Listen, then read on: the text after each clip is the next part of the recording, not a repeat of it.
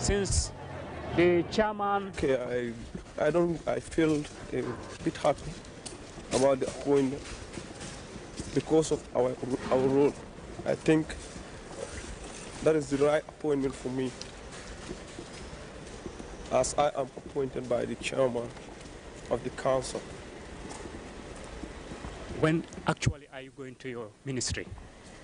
As soon as possible. In fact, today I'll see all the staffs at the ministry. So are you hoping that these people will do well in the ministry? Hopefully, that is our aims and objective, to start the ministry.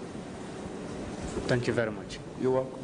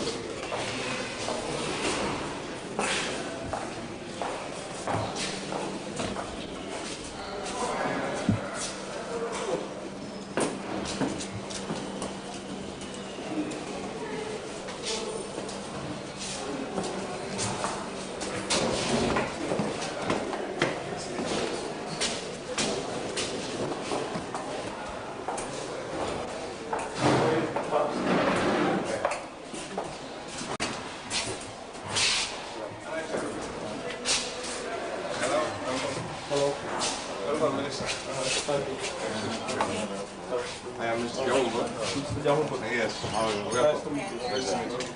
Fine. How are you? Fine. Good. That's the pronunciation. Good afternoon. How are you? Good afternoon. Nice to meet you all. Yes, nice to meet you. Please sit down.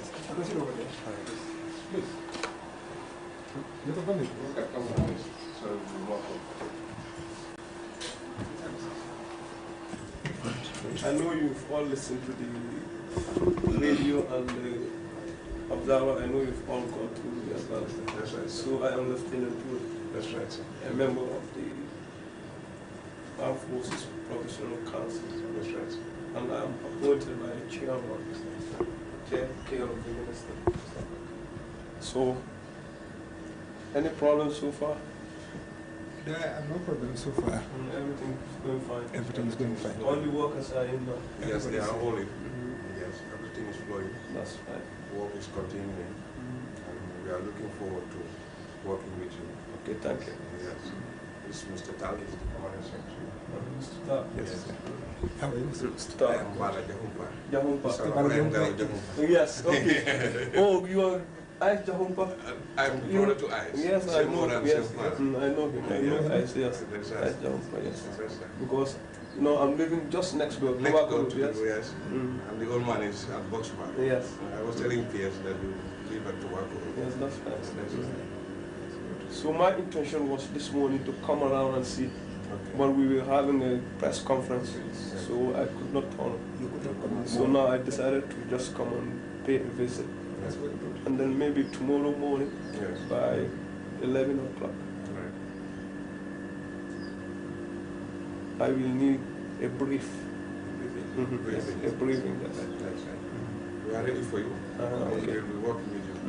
Your office is prepared and Okay. is clean. Oh, thank you. We have also recovered the former vehicles that the previous minister was using, including the Mercedes bikes that you are going to use. Okay. They are all intact downstairs. With the keys. With the The keys. keys are here. Uh-huh. Everything is here. All right. But when you come tomorrow, I'm sure the place will be removed. Okay. Yes. So, Welcome to the Ministry for Local Government and Lands. We are very happy to have you here. We've been looking forward to seeing you. Everybody is glad to know that you are going to be our new minister. Thank you very much. thank you very much, Mr. Pastor. Palm Secretary, since you heard about the announcement which was made by the armed forces that you're supposed to take over the ministry before the appointment of the ministers, what were you doing during that time before the ministers arrived? We actually continued with our normal business. Actually, it was just yesterday, Monday, we continued with the normal business. And there was a continuous flow of work. There was no stoppage of work. We continued with it.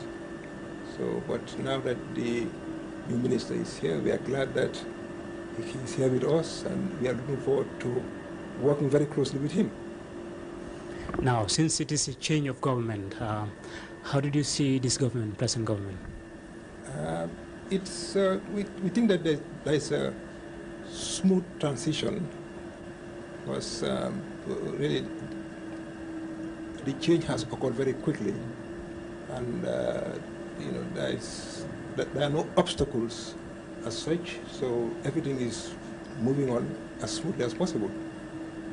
So, we all think that we have the interest of the nation at heart. So we're going to work very closely with them, and things should go back to normal. And as far as we are concerned in this ministry, we are saying that work is continuing. So there's no stoppage. So since at the past government, I know there must be some difficulties with your ministry facing.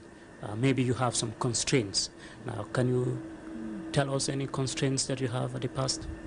Oh, well, we have some constraints in the ministry. There is no doubt about that. We have logistical constraints. That is, in some of the departments, we need transport. Transport in some cases might not be available, and since these are departments that are supposed to do their work in the field, that is need for adequate transport. That is a big constraint as far as we are concerned. Now, apart from the logistical constraints, okay, we hope that there are also other constraints in terms of coordination, because of the fact that we have a very large ministry. The Ministry for Local Government is very large. It actually covers, we have 3 departments: Department of Lands and Surveys, Department of Physical Planning and Housing, Department of Community Development.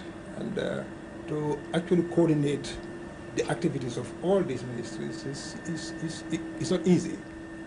But as time goes on, we will brief the new minister about all the things that we have been doing in the past, that some of the constraints that we will highlight would be made known to him, and we will try and address these constraints and try and see how to actually remove them. Finally, since the minister is just reporting tomorrow, what is your plan? We plan to brief him. We will have a briefing session with him. We'll give him a rundown of what the ministry is doing.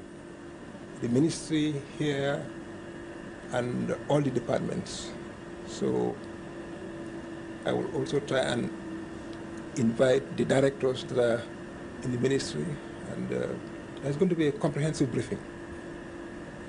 Thank you very much, Permanent Secretary. Speaking to you.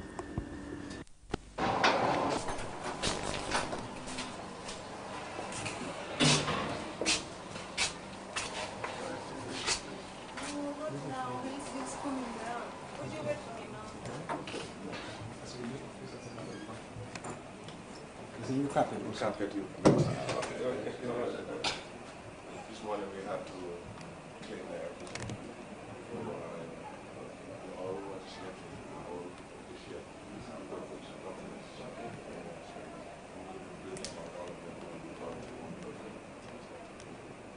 So, looking forward to bringing. Of course, we will.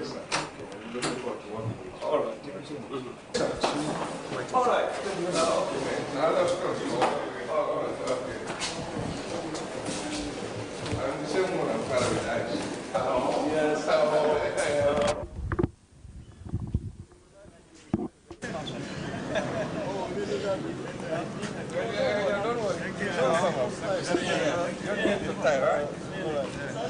Okay. Your Excellency, I just coming from your ministry. So far, how did you observe the ministry? Oh, well, the ministry, I think they set up by seeing the staffs. I think there is a lot of, I'm impressed about it. I understood the local government is your area. Actually, can you tell me something about that? What did you mean about it is your area? The local government is under me due to the fact that all the subsections, as the chiefs, the commissioners, will be under my responsibility. Thank you so much. You're welcome. Permanent secretary can come to office at 8, but he may leave after 5. I have had occasions where I have been here at 7 o'clock, at 7:30. You see, because it is a job that demanded. You know, I have never charged for it. I have never asked for it. I have had the course to go on trek throughout. The first thing that happened to me on Monday was that I had to come and check because I was worried about a drought spell in the Sapo area. You know, to see because the crops were under stress. I had clarification, and I'm happy to announce that it has rained, and that production is going on. The farmers are, working. They have peace, they have stability, and I thank you very much for that. Because without security, they cannot work, and we cannot produce, and we cannot feed this nation. Our aim is food security. Food security meaning that we have to be able to feed ourselves at any given moment and at any given time. This is the objective. Now, I agree with you that we have to change attitudes. The attitudes have to change. In the Gambia, we have an attitudinal problem. And we are all with you to make sure that we change those attitudes and get the new habits. So that at least, we can develop our society, because we are developing it for ourselves and for nobody. You found us discussing about resource flows. This is what we are brainstorming. I called them in, I said, now, let us look at the programs. How is the money going to come in? Who are the donors, We met 2 or 3 donors here today, FAO came in here. They are talking about seeds. This is a drought area, So, we will work together. And I promise you that we'll do our best. And please, where we go wrong, because as you rightly said, we are all human beings. Call us, I thank you very much for this. Yes. As I said earlier on, we are after seeing that there is discipline throughout the structure of the state. That is, we are waging a war against indiscipline. So, and as a government department, you have vehicles under your command or under your control in civil terms. These vehicles should only go out on official missions. This should be very clear to you. And that at 4:30, we don't want to see any government vehicle moving around. All government vehicles should be parked by 4:30. Okay, we will discuss that one, because it varies from ministry to ministry. There are some ministries that are operational ministries. This is a ministry which is covered countrywide, Okay, not to cut you short. Yes. Okay, as to the operational aspect of it, okay, you're going to put down modalities that you say, okay, at 4:30 and beyond, any vehicle within your ministry here, for example, going on the trek to Sabo, will issue the kit, and the driver will have the kit in hand, signed by the permanent secretary, authorizing the vehicle to go on a trek to Sabo. So from there on, as soon as it takes off from Banyun here, or whichever location within your ministry, going towards the provinces, it will stop on the way by our personnel. On the security aspect of it, I mean, he will show them the kit, and every one of them will understand that this is a kit issued by the Minister of Agriculture. For these people to stay away in the provinces for so and so number of days, and thereby there will be no friction between the driver and the man, neither the driver and the ministry itself. Okay, and there has been also some regulations. I don't know how they apply. Like a minister who may be called upon any time, his vehicle, the permanent secretary, he was not receiving any basic car allowance. He was not receiving anything, because he was using an official government vehicle. You see, all those regulations are there. So that, but if we have the internal control, we can do the internal control. It will be very easy.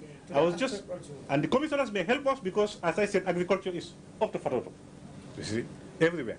You see. To that aspect also, yes. If you have any other job, you the permanent secretary or the minister, for example, to do a job beyond the period time 4:30, the vehicles, all vehicles are issued with lock seats, and there is a master copy within your ministry, which is supposed to be with the transport foreman of your ministry.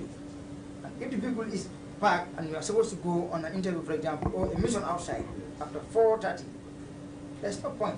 get the vehicle, sign the log sheet, and go. If that vehicle is in somewhere else, and we cross-check with the log sheet and it's not written, then that's a problem. Good. Do you have any other doubt? It's for everybody. You can come up with anything you feel is doubtful to you. Because there's one thing. What? I only want to ask one question. Yes. Like, you know, in that kind of regulation, you can have an exception for the management team of the Ministry of Agriculture. Because the Permanent Secretary has mentioned to you that in this ministry, our tradition is that we are dealing with a natural environment. Himself and myself, and sometimes some of the other senior staff, have caused to be staying here to deal with critical issues relating to the agricultural sector. To the extent that sometimes, in fact, you forget about your lunch. So in that case, if we had one problem, this particular system was instituted by the office of the president, that beyond 4 o'clock, all government vehicles will be packed. Okay, the problem that we have foreseen here, we are located in Banjul, but a lot of our departments are outside.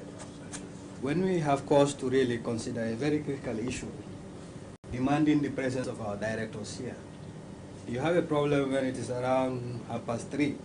Nobody is concentrating because they are thinking of the problem at the bridge. So I think that could create a little bit of a problem. I think there has to be, if I welcome the suggestion that in this kind of partnership there has to be a dialogue and free flow of information. So we have to really, based on our own experiences, we have been working here for quite a number of years. We have been confronted with constraints that perhaps hinder the performance, our performance, the way we would like to. Okay, but after some time there has been a laxity in this question of control of vehicles. So I can't stay here. I don't have the authority to use my project vehicle beyond closing hours, but according to the old regulation, the permanent secretaries were the only ones who had authority to get use of their official vehicles. Okay, but because of the fact that this particular regulation there has been a laxity in maintaining it, I can comfortably sit here and carry on my duties up to 6 o'clock, 5 o'clock without fear, of any intimidation on the way. So I don't know, there has to be some trade-off. I think when it comes to perhaps the key management staff of the ministry, we have to have some flexibility. Otherwise, as I said, by 3 o'clock we have that's for our own person. In all the ministry we are understanding. Yes. My other worry is on key, on policy issues. With ministries, especially agriculture, things are always, moving, especially Gambia being, we don't have money here in this country, we depend a lot on these donors, who are supporting our programs. And there are donors, who make certain programs, and certain implications have to go beyond, the permanent secretary, and some of these things have to go to cabinet, Maybe I just wanted to find out, I know that, things have been very systematic and has been very, very methodical and very much organized. But we were programming a World Bank visit, they are supporting the agricultural sector, in terms of production. We are programming also in the month of August, very early in August, African Development Bank were also supporting us, for production of certain agricultural, crops, like rice, basically, in the Sapo area. So I was just wondering, that for the time being, and how soon, do you think that, we can be having regular access, to State House? And that's why I said it's open to everybody. Even the low-class worker, for example, it's open to everybody. With a cleaner especially. I'm very happy. If you have anything contribution to make towards the betterment of the nation, even at night, you knock on our doors, we are free to come and meet you, talk it out, discuss, and it goes to the society as a plan. That's not a problem. That's very Our doors are widely open for everybody. Okay. Because I think that's very important, because we're just discussing this resource flow. And we're worried about the donors, because without donor support, we'll be having problems.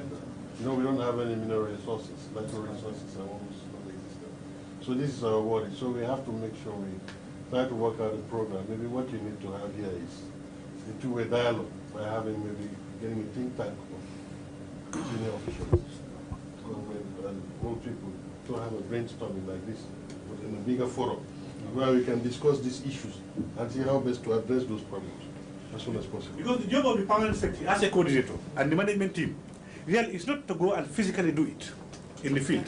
We have our field staff. For us is to bring in, the resources. And then when we bring in the resources, we allocate them the resources and we supervise that, it is being done. So, but we also have to be in constant touch with our bosses, you see, so that, we advise them, they give us the green light, and say, can we bring this in, No, we support these people, no, we don't know, don't ask for them, These are the sort of things that, we don't want to burn our fingers, because the new policies, have to be clearly, maybe spelled out, And for that reason, really, we would like, that constant dialogue. We would like that constant dialogue, and we would like to be invited once in a while, to make our own small suggestions, to see that, at least, we have some ideas also, because we are all interested, in the development of this country, and we know that, definitely, from the announcements and everything, that you are very well-meaning. After all, it's the same family. So, yes, exactly. That's right. Mr. Permanent Secretary, yes. I understood you have a new ministry now. Yes. We all know that your area is a big, you have a big responsibility. Yes. The former government were facing a lot of difficulties. Yes. Now, what is your plan with this new present government? Well, basically, as I have said, I want to make sure that, this present government of very young and patriotic, Gambians have the right advice. In the first instance, I will want to give them my honest advice, as far as, the sector is concerned, as far as how the Gambian people are food secure. This is number one. See? Number two, I also want to make sure that, that they are getting the right advice from there, which should actually, complement with the objectives, as spelled out for this ministry. The second being that, we want to make sure that, in the face of a difficult situation, where we depend on international trade, we depended on international trade, and faced with the situations, we want to diversify to see that there is export-orientation, to generate, foreign reserves into this country. Because let's face it, we are threatened with a situation at the moment. The international trade in the Gambia used to flourish, We had these visions, of a gateway, But at the moment, the free flow of goods within the sub-region is facing some constraints. You have to look at alternatives. And you cannot do it without agriculture. And agriculture, you cannot depend on primary production. You have to go into value added. You have to export horticulture, You have to make sure that, the resource is coming, You see, money, you don't print money like this. You have to work it to come in, you see, so that you program it. You want to make sure also that the public expenditure programming, you see, is well laid down. And then the priorities are well set out, you see. This, I believe, that I want to discuss with them, and then to make sure that, we agree on that line of action. And we mutually support each other, for the benefit of the Gambia. This is my view. So we understand they will be taking over very soon. When are you going to brief them about your ministry? My first thing that I was discussing with my colleagues here, just before you came, is that I will be, preparing a comprehensive brief. There are some urgent issues, a comprehensive brief for the minister, whom I know very well. I have worked with him. He's just back from training. And give him the major orientations. It will not be difficult because we have been working together and we know each other. And based on that, give him a comprehensive brief because he was in an area, maybe he doesn't have the whole overview, but to give him the general overview, because agriculture, as you see, is very wide. It's one of the largest ministries. And I have heard that they said agriculture and natural resources. I don't know whether it was a mistake or whether it was the two ministries that were merged together, to become one ministry. But if it is the two ministries that are merged together, then that makes it all the more onerous, which means that I have to prepare a comprehensive brief, update him, and then, give him the major emphasis, towards what we want to attain, within the given time frame, and then we work on that. there are some urgent things waiting. Exactly. Finally, we understood you most like the idea of changing the government. Do you? Oh yes, when it happened initially, I came to know about it, that it was a takeover. We were within the system, you know. We know what was wrong, we know what was right. You see, see, it is not, completely 100%, bad, because I have faith in the Gambian people. I have faith in the Gambian people. That I will say anywhere, that there have been some efforts, but we know also the problems. There were problems, which could have reached a stage of strangulation, and I believe that that was a relief, quite frankly. Yes. Thank you very much, Permanent Secretary. Okay. Thank you.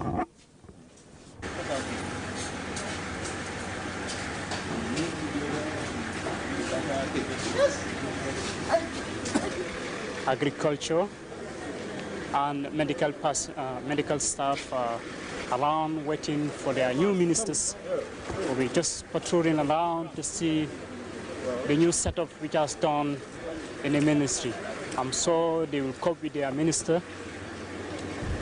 I'm sure they will cope with their minister to carry out the function of the ministerial duty. Hospital, where are we heading to? This has been going on, and now we're going to put a stop to it. We use the small resources we have in the better position to help the community as life. I hope it is clear. You, the Permanent Secretary, this is your job. You make sure these things are worked out in a way which suits your ministry, because not all ministries are the same by functions. So it is your responsibility now to work with your staff entirely, hand in hand, and be cooperative with us also. In any area you feel you can help in, you are welcome.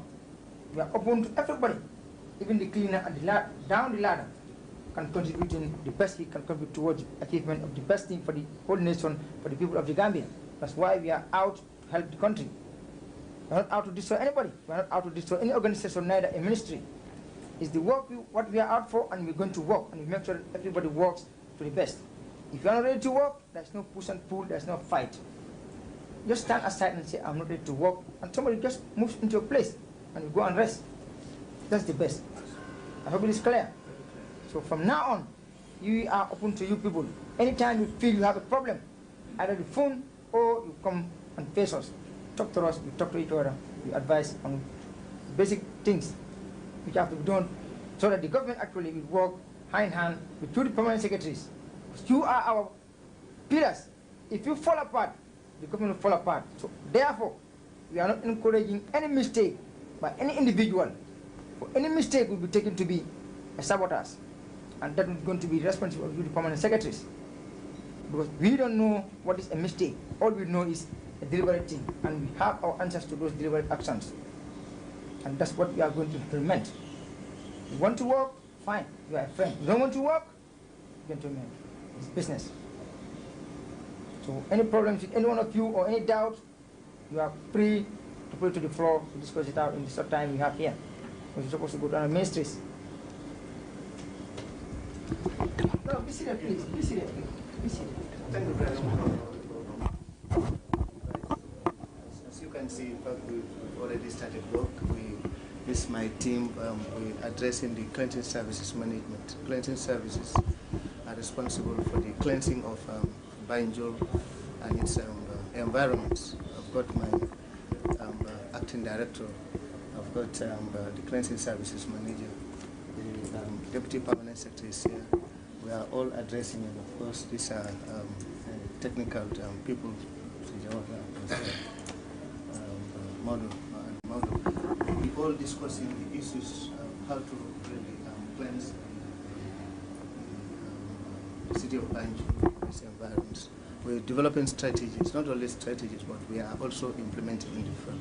This is one of the many problems we've started addressing. It's just an indication of what we are doing and how we're going about it. I mean, this is the top management, which is relevant to the management of the cleansing services. And we have many activities like that, and that's the way we normally address it, so that every hand would be on deck. Thank you very much, Your Excellencies, for the advice you've given. Once again, on the vehicle aspect of it, by 4:30 in the afternoon, when people close, all vehicles, the government vehicles I emphasize, are supposed to park. No government vehicle whatsoever is supposed to be seen running around without a specific duty by that ministry. However, we're going to pass out kits, that's by modalities we're going to set up, to issue to any vehicle which is going to operate beyond the hours speculated for vehicles to park, especially the ambulances, for example. Yes, but this will be communicated to in due course. So I hope there are no problems. So you are welcome anytime, once again, to meet us anywhere, anytime, over the phone or verbally, to sort out one or two things for the betterment of the nation. Thank you very much, Mr. Permanent Secretary, and the entire staff of the Ministry of Health, Labour and Social Welfare. Thank you.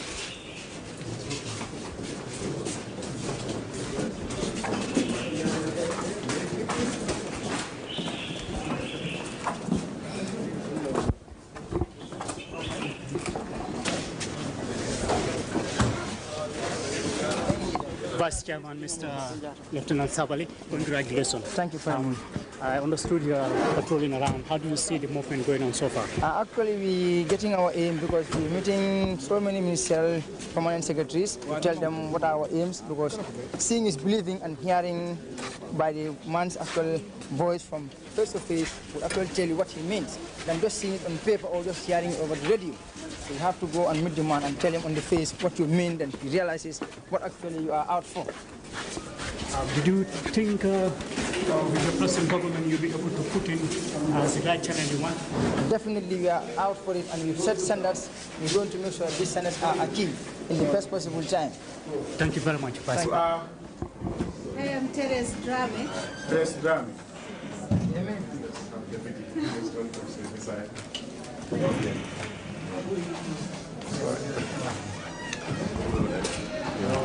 What do you see there? Permanent Secretary is on a mission abroad. Who is he? He is Sebunyai. This Ministry of? This is the Personnel Management Office, under the Office of the President.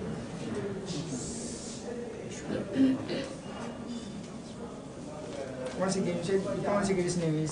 Sebunyai. Sebunyai. Teres Drame. What are our telephone numbers in this office?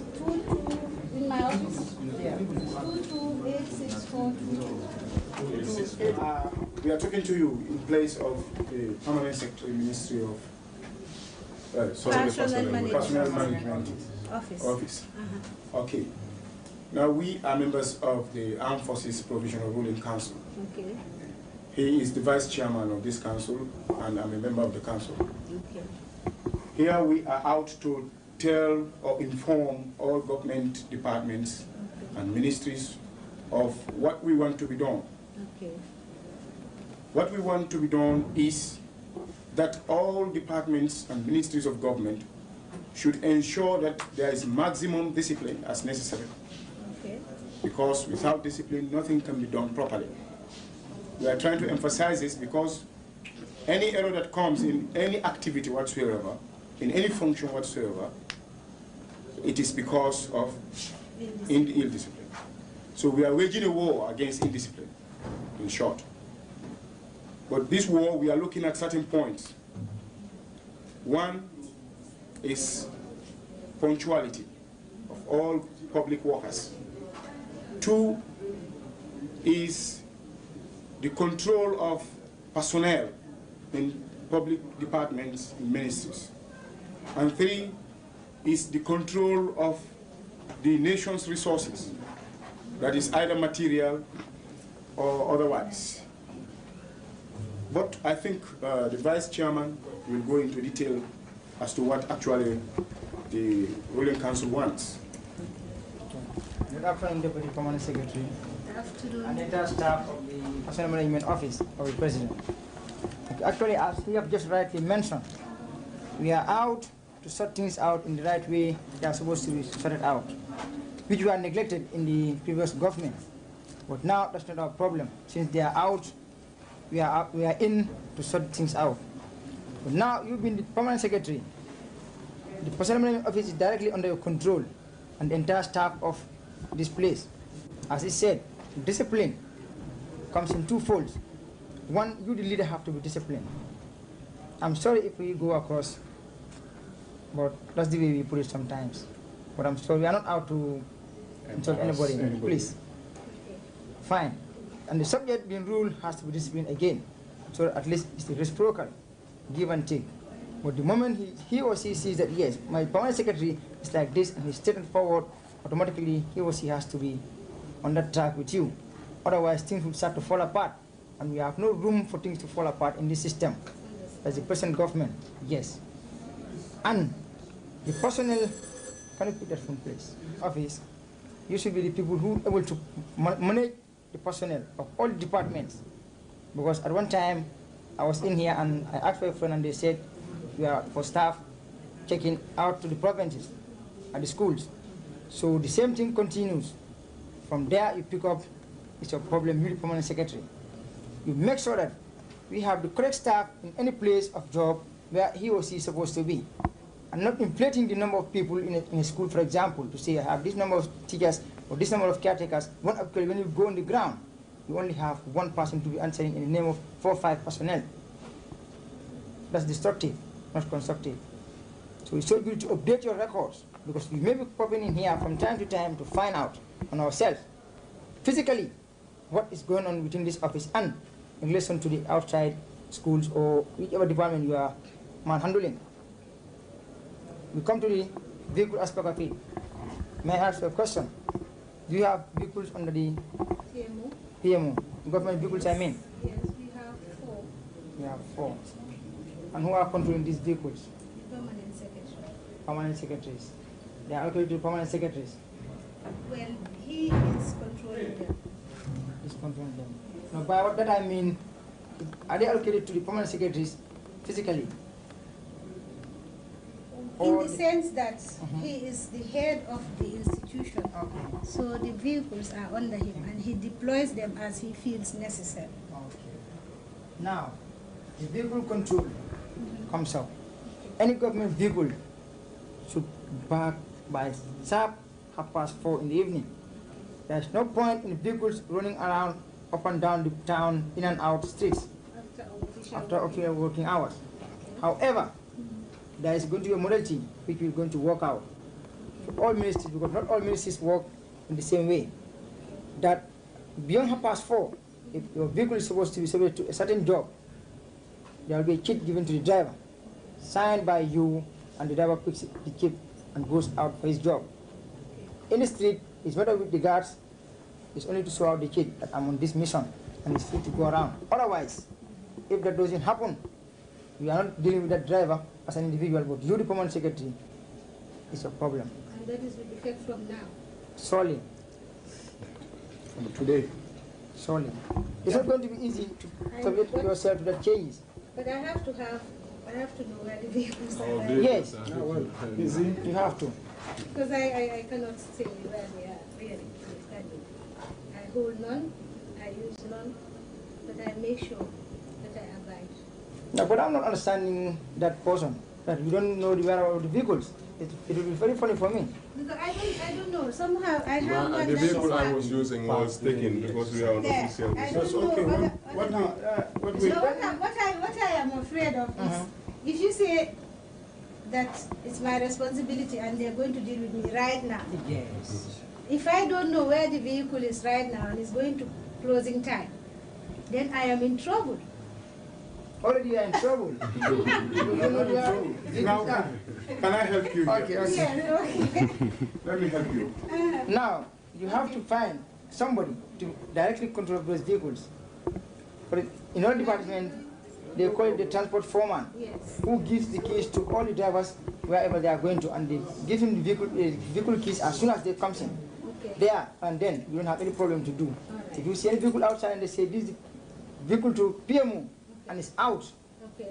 I'll get him by the neck, and we are free. What I'm reading here, I think, Mr. Vice, Sure. Yes. you were not getting me right. Okay. What I am I'm saying, sorry. give us a time to know where the vehicles are. then it will be only fair that from that time on, we are held responsible. But if you do it right now, you will cut our necks. So if you give us up to tomorrow, then the thing will become effective tomorrow. Okay, we wait today for you. Can I throw some light on that? Because two of our vehicles are right now under custody. Where? I think one of them is being used right now. We do see it. The other one was parked at Denton Bridge. Now I think it's at Yundum, 1254. GG 1254. And then another Land Cruiser which we usually use for office. 1254 is what type of vehicle? 505. It's the long one. And what is the Land Cruiser? It's 1880, but I've seen that the number has been removed from the number plate. But we recognize the vehicle. There are only two. GG also? It's GG, yes. Yes. You know, we go for staff Land inspections, yes. And those are the vehicles we use to inspect this staff. So both districts will not back? No, they are not returned to us up to now. We'll try to trace them out. As soon as we trace them out, surely we'll get them. Please, thanks. So, you know we lack vehicles. Apart from these two vehicles, all other vehicles are in. They are parked here, yes. The two of them are here. They are here. It means you know where you have the a good vehicles job are. to handle the vehicles then. At least two are here right now. Yes. So now the rule goes into effect. Those that are here have to abide by the rule. Just for the two. Just for the two. Yes. No, please, we had agreed on the two for tomorrow. No, but we've solved this problem. Okay. You know 2 are away. Trace them out first. Yes. Since you know telephone number, as soon as you trace them out, just want to give a call. Her line is not that good, so you can use my line just in case. Because I Mr. Seymour. Sometimes. What's Seymour, please? I'm Kaliba Seymour. My number is 227-224. Start down your system. Say we're going to set up for the government, for the nation as light. Stop us, put us to the right thing, and we work for the betterment of the country. But we don't have to leave us to get into the ditch, then you try to pull us out. It doesn't help. But you will be responsible then for another part of mismanagement. Okay, I think that to our government as a whole, because now we have to work as a team. Incidentally, as vice chairman of this government, you are also our minister, because this is the responsibility of the vice chairman. PMO is directly under the vice chairman. I am glad that you have come, because we were wondering why we were not part of the show. And if you did not come, the intention was to go when because we had the announcement that people should report on Wednesday. We would have come anyway to say that we are part of the PMO and that you are our minister. All I ask is, where can I reach you when we need to reach you? Is it the same number that is in the office there, or you give us a number or give us access? Because you are inviting us to talk to you. Yes. But for us to do that, we need to know where. Okay, presently the lines are already tapped. I've been using this office. You've been coming here? Yes. Madam Deputy Permanent Secretary, I know there were some constraints at the past. Now, Thank you very much. Thank you very put it on for this present government. We support you 100%, don't worry. We're behind you. Government now, what are your plans with this present government? With this present government, all that we plan to do is to work hand in glove with them.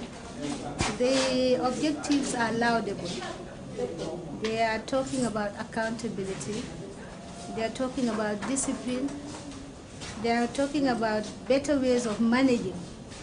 And I think in this office, this is also our objective.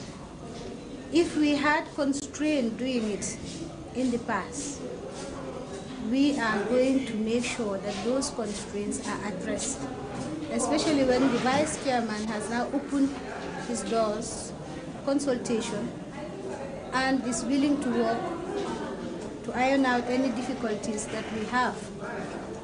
And since we are responsible, especially for discipline in this service, we are just going to enforce what was already there in the statute books.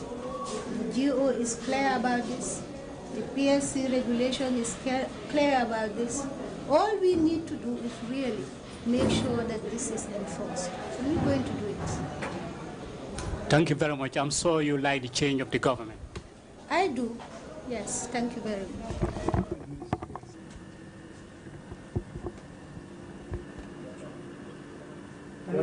numbers you have? I have my numbers 227315. Yusuf Diba. Mr. Yusuf Diba. Is the number?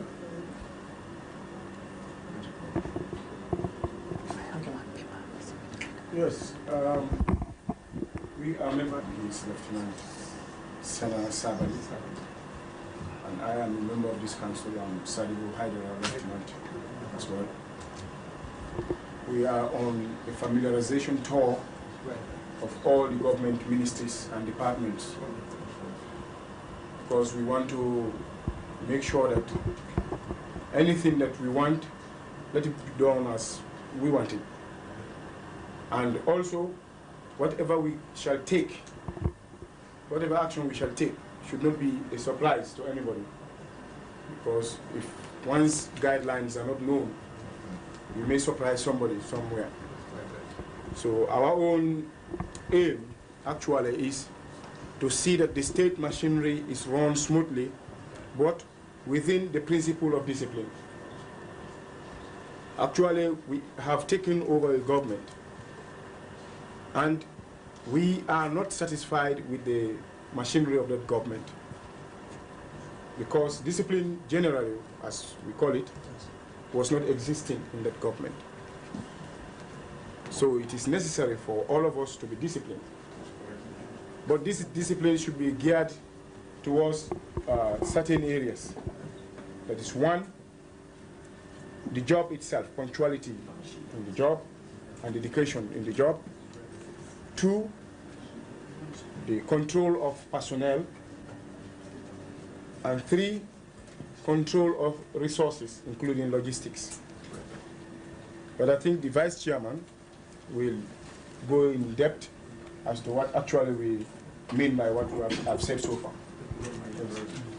Good afternoon, Permanent Secretary, and the entire staff of the Ministry of Local Governments and Lands. As you just rightly said, we are out to set standards, and we make sure that those standards are achieved, for not only for the military, but for the entire nation and Gambia as large. And in doing so this, we have to work in hand with the permanent secretaries of various ministries to see that all these things are achieved, that nobody is hampered. As we said, we are not out to witch hunt anybody. Neither are we out to destroy anybody. We know the former system was bad, and it was bad. So we've abolished it completely. Let bygones be bygones. What has happened initially, let's forget it. Let's pick up a new page, and we start off from there. By doing that, actually we'll find out that if our goals are achieved, the country will be, as we are saying, Singapore of Africa. And this is what we are out for. Everybody work, the basic things you are supposed to do, the work you are assigned to work, do it, and you finish with troubles. But if you are assigned to a work and you just sit down there because you are lazy or whatever, it doesn't pay. Get the money at the end of the month which you work for. We are not going to pay anybody at the end of the month if you don't work for it. We are not. And this I will make sure it is clear to everybody. And this thing you, the permanent secretary, have to filter it right down to the last man as part of your ministry. The discipline aspect of it is funny in this case. Some confuse the discipline and the liberty. Coming to work 8 o'clock is discipline. If you have discipline in you, you should be at your place of work on time. Liberty is just you feel free to go to work. Now, if you have the discipline in you as a leader, and the subject also have a discipline in them, as they've been ruled by you, the permanent secretary, automatically there is no room for misunderstanding, neither a room to break you down. So automatically they have to have the link of the chain to work together below, and as they go up the ladder to find you at the top, everything will be smooth. There and then you will have the least time to sit down, hurry yourself of thinking what to do next, manually and so forth. There you have the easy time to work the best for the nation. But if you let your subordinates or your subjects down the ladder to be idle, an idle man is the workshop of the devil. They will hamper down and they will do whatever they want to do below the ladder. By the time it gets to you, it's you and the government, and we'll have trouble. We don't have any business with anybody down the ladder. It's you, the permanent secretaries, we are out for. I don't mean we are out to destroy you. Understand that? I mean we're going to deal with you hand in hand. If somebody does something bad down the ladder, you don't have to question him. Where was the permanent secretary? If you are not in the office, that's how we operate in the army. you should be in the position to answer for that issue. Vehicle issue. Do you have any vehicles by the government vehicles within your ministry? Yes, please. You have? Yes, please. Fine. All government vehicles are going to be subjected to use, official use, but they have to be parked up after 6:30. Sorry, after 4:30. 16:30. It's a mistake. 4:30. 16:30. If any vehicle whatsoever is seen within the streets roaming around, the driver, we don't have problem with him. It's duty permanent secretary again. I come back. Make sure all vehicles within your ministry are subjected to the right government job. Any vehicle which is not subject to anything to do within the day, make sure it is parked in the car park. And the cars are parked well with the keys in the key press. If you pop in the key press and we find a key there or a vehicle which is out unauthorized by you, you are in trouble again.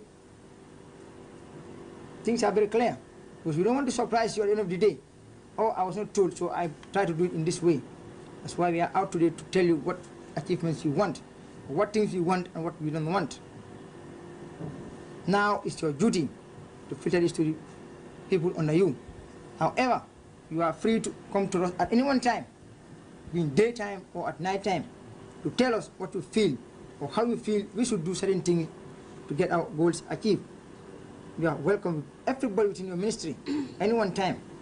Feel free and come to us. We are open-minded for everybody. These are part of our achievements also, because we cannot work and achieve something without the help of you people. Because we are not only the government, it's we and you. We work together, cooperate together, have understanding together, and we work things right for the entire people of the Gambia. I hope everything is clear. Feel free and come to us any one time for advice. Advise us if you see us going wrong. There's no point you see us going wrong, you fold back your hands and say, yes, they are gone men. If I talk to them, something is going to happen to me. No. Stop us, tell us you are doing the wrong thing, go through the correct way. And we look back and no, we are doing wrong thing for the right path. And there and then everybody is happy. Otherwise, if you go wrong, you as a statesman also, you have a part to play in that wrong development. So it's your entire duty now, and your cooperation is highly solicited. That is everybody within the ministry. Is that clear? Entire cooperation and punctuality to work is very important. I summarize.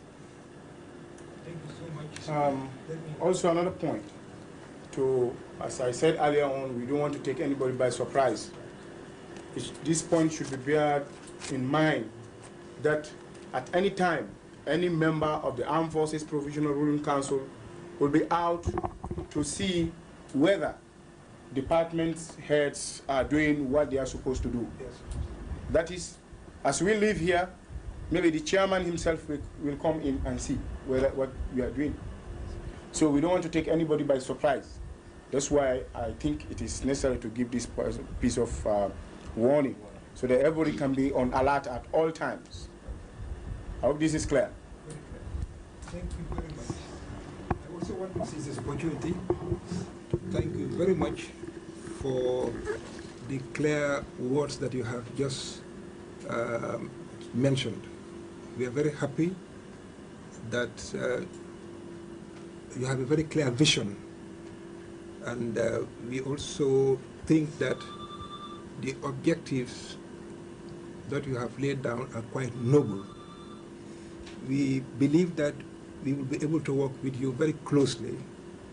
The objectives that you have outlined, we believe, are quite noble. Now, when it comes to the job, as civil servants, we will insist on what you have just said, that every civil servant must be dedicated. Every civil servant must come to work in time.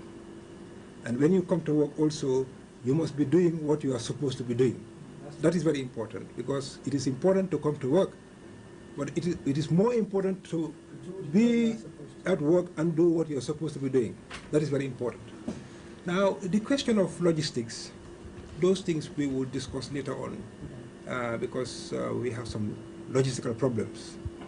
So many constraints that we have, but I don't think this is the time to actually discuss them.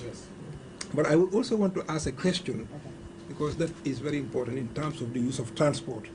Because if you say that by 4:30, all the vehicles are supposed to be parked, because those who work in the office up to 4:30 or 5 o'clock, sometimes I stay here up to 6 o'clock.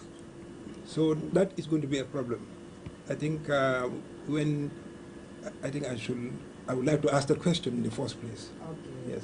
About that issue, we very well understood and appreciate that doubt in it. We're going to set up a modality in that aspect to state that if beyond 4:30, any vehicle is supposed to move, for example, with you, or stay in the office up to 6 o'clock, you know where your vehicles are. All vehicles are issued with lock seats, and the master lock seat is within the system here, with the foreman, transport foreman.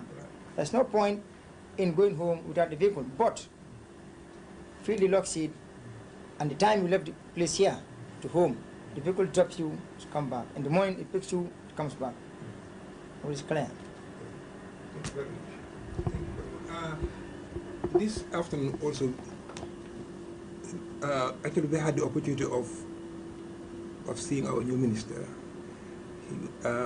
Starting from tomorrow morning, we'll be briefing him. And there are so many things that actually we would like to discuss with him. And I hope that the suggestions that you have mentioned, we will have lots of suggestions, but we'll seize the opportunity and pass through him. See? So we want to seize this opportunity again on behalf of the entire staff of the ministry to thank you, and we want to express our sincerity and commitment, and we hope that we will actually do a very good job. Thank you so much. Thank you.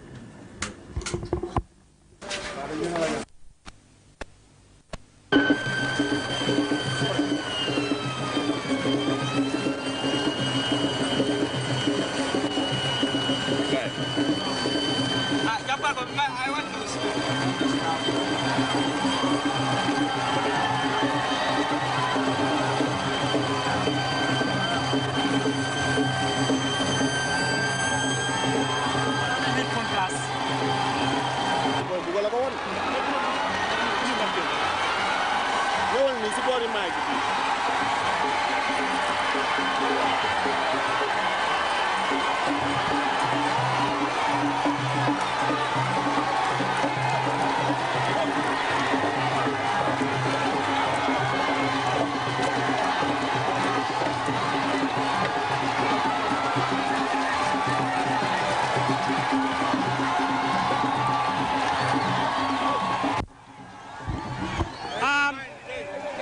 Good evening, ladies and gentlemen. It's indeed a very interesting occasion. You can see the Armed Forces men, the Armed Forces Council from left to right, Lieutenant Yankuba Toure, Lieutenant Edward, Lieutenant Yaya Jammeh, Lieutenant Haidara. They are all on the way. They have just signed off government, has signified that there will be peace in this country. This is the first time in Africa, the first time in the Gambia. You can never witness such an occasion in Africa. You can witness there is a lot of rain. They don't care whether there is rain, because they know that this council have worked hard for the interests of the country. They sacrifice for the interests of the people. How matter there is a rain, they say they want to show the public who they are. They have sacrificed to serve for the nation. Mbadi Mbeme Fokang, Lieutenant Yaya Haidara, Yaya Jammeh, and Lieutenant Sasilo Kang Kobi, Biri Futadanang, Abai official Kontong Kang, Melketa police sol ni soldat solti, wala felenti, Ifrana Sai,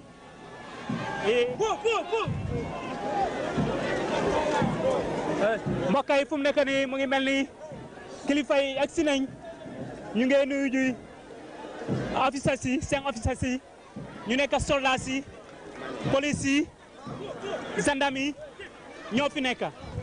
ci Gambia lii wane na ne jàmm rek moo fi war a nekk ñoom ñu ne ñoom gis na leen ñoom mu ngi taw nag waaye nag ñu ne loolu moom jarut si comme que dañ bëgg a wone seen doomi ñu ngi bëgg a wone ñoom ñooy doomi réew leen si Gambia bi kon nag lii alhamdulilah rabbil alamin sant na yàlla trop ani Lieutenant Edward Singate Lieutenant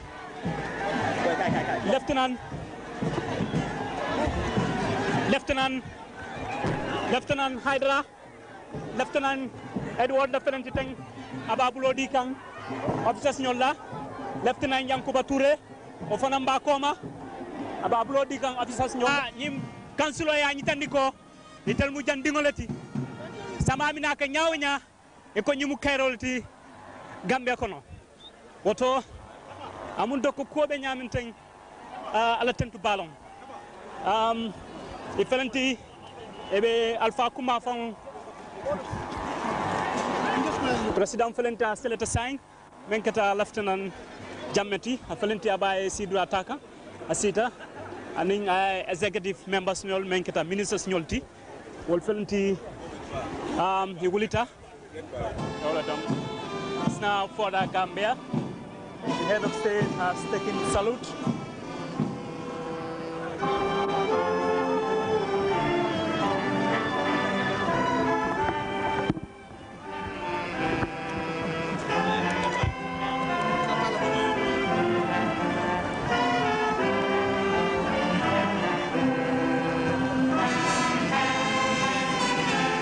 Lieutenant Yaya Jammeh has taken salute. Besides, at the left,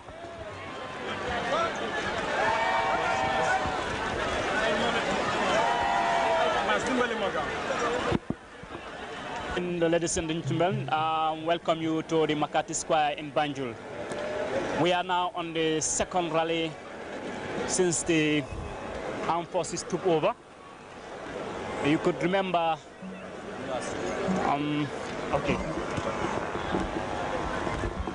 you could remember we have the first rally at Independence Stadium. It was indeed a quite interesting ceremony. Some thousands of people attended to witness the gathering. In fact, it was a quite interesting one. Lot of people from various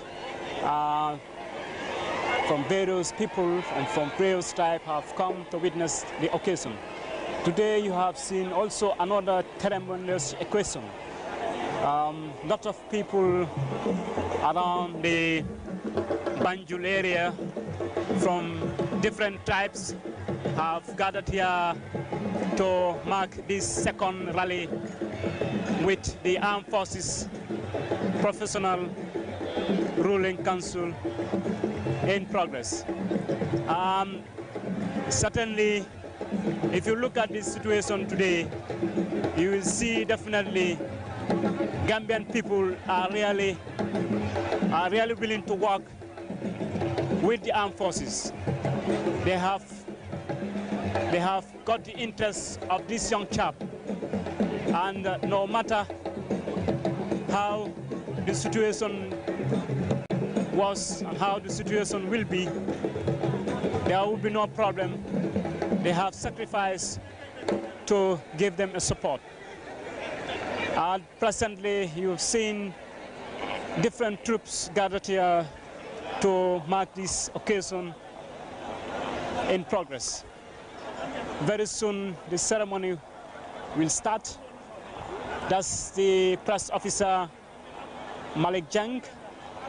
I believe he will give the introduction before His Excellency Lieutenant Yaya A. Jammeh will deliver his keynote address in this second rally here in McCarthy Square in Banjul.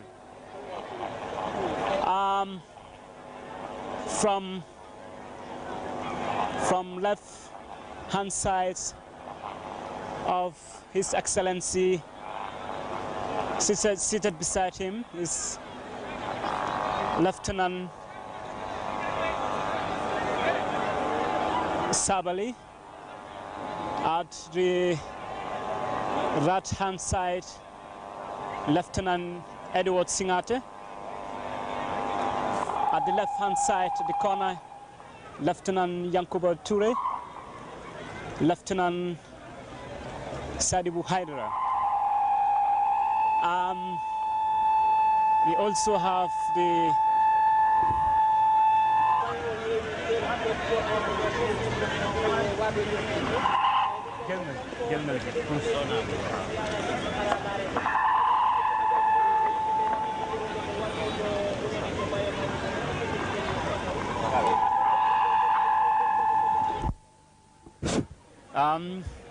as I said, you have you have the executive members. At the back side, you have His Excellency. You have Honorable Bibu Dabo. You have Honorable Mbemba Tambiru. You have Honorable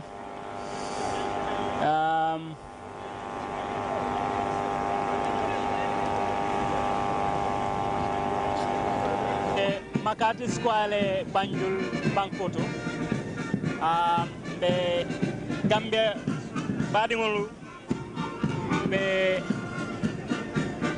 Banjul Satolo kono Makati Square Gambia Bankoka am to ko jannong ben flanjang to bi ate sato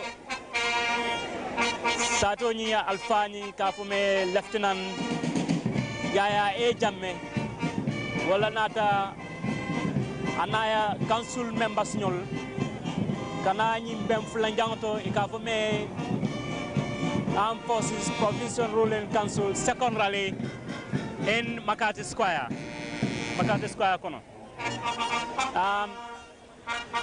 nyumu alatentu balati bring ya bankota muntoko kaira dorna bijam aliaje melbe loring wollon soldado solti e bebe lokundi e bebe nyafay kan karobela gaje ko president men nata jam ana council members pour ku kane muta inata hajo menna ka o kibaro tante ye janjang kera kono mbokay fu nekk ni mu ngi melni si ñaarel meeting bu ñoo wax ne rally ñi nga xamne gaay Armed Forces Professional Ruling Council ku nekk jiti réew bi moy Lieutenant Yaya A. Jammeh moo ñëw mu wara sanu ji kaddu si bési jotaay bi mu ngi melni bu nga xamni jëndé réew bi jàmm rek moo nekk si réew bi yaa ngi seet bu mu ñëwee be balaa moo egsi sax bëccëg si yëpp doon di taw lii dafa wane démocratique ak jubadi moo war a doxal si réew bi ak jub moo war a nekk si réew bi kon nag lii dañ war a sant yàlla lii mu ngi xam ne dafa wane yàlla sax wane na ne xale yi ñu jël réew bi jàmm rek moo war a nekk si dëkk bi niki bëccëg si mu ngi taw rek waaye noonu loolu taxul nag ñu war a fooma bés bi Lieutenant Yaya Jammeh mu ne ba tey dañoo continuer comme que oote nañ bés bi oote nañ nit yi war a ñëw te yaakaar ne nit yi uyu si nañ lii kontaan bu rëy la si doomi Gambien lii lañ bëgg a gis nag ku nga xam ne war naa taxaw doxal bu neex nuñ ko bëggee kon nag xam naa balaa président bi si boppam ak kilifa yi fi ñëw balaa ñoo commencé wax nag dinañ déglu musique tuuti ak luñ jot a gis fii.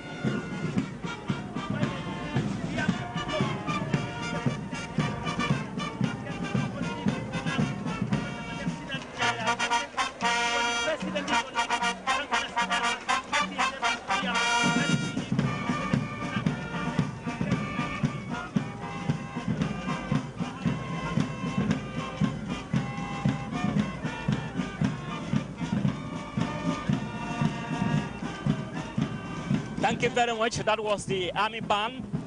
And I believe before His Excellency make his keynote address, we will see what would be here to entertain the public. That is police band, the Army Band, who have combined to supply the music. At the corner, you have seen the fullers with their acrobatic instruments on display. Certainly, if you see this gathering, you will know it's an interesting one.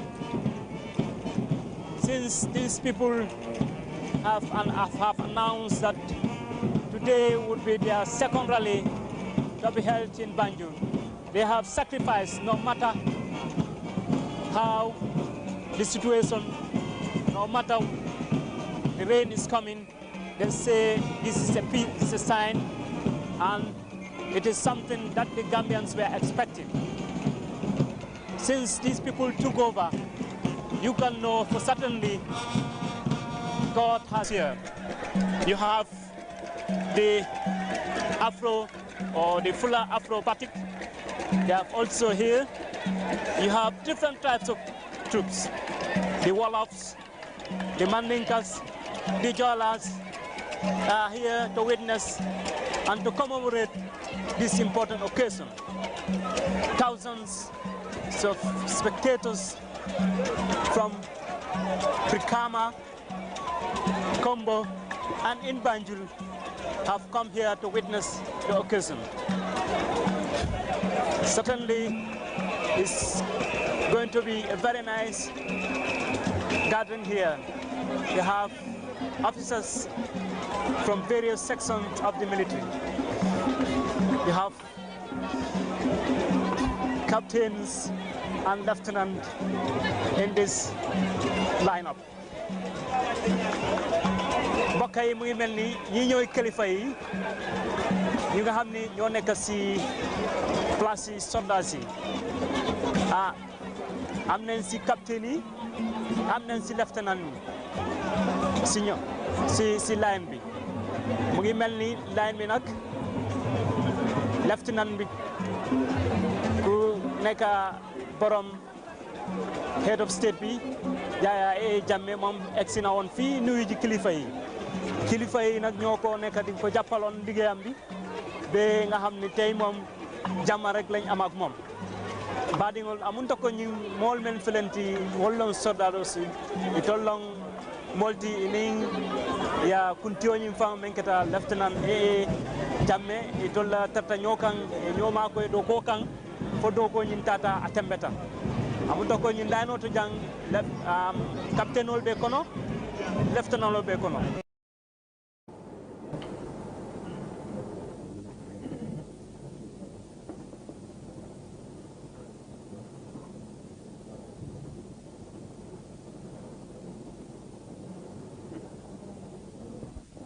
Président.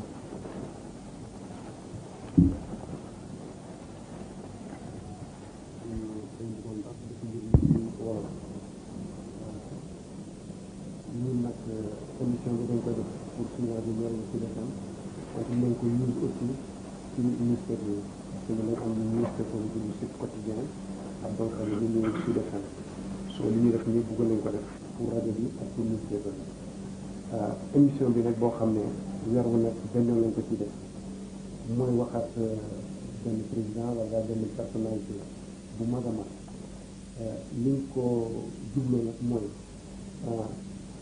wax ci moom personnellement pour ñu gën ko xam que li ñu ëpp mooy nit su nekkee ci nguur wala mu am responsabilité yenn ni di nga xam rek li muy def li muy xalaat wante fa mu jógee nafa la fa excès généralement duñ ko xam moo tax donc mbir mi dina am ay questions yoo xam ne du nekk affaire actualité affaire yu pouvoir bi ak dina am yoo xam aussi loolu la ñuy laaj pour xam la pour gën la xam pour ñu la mën a déglu gën la xam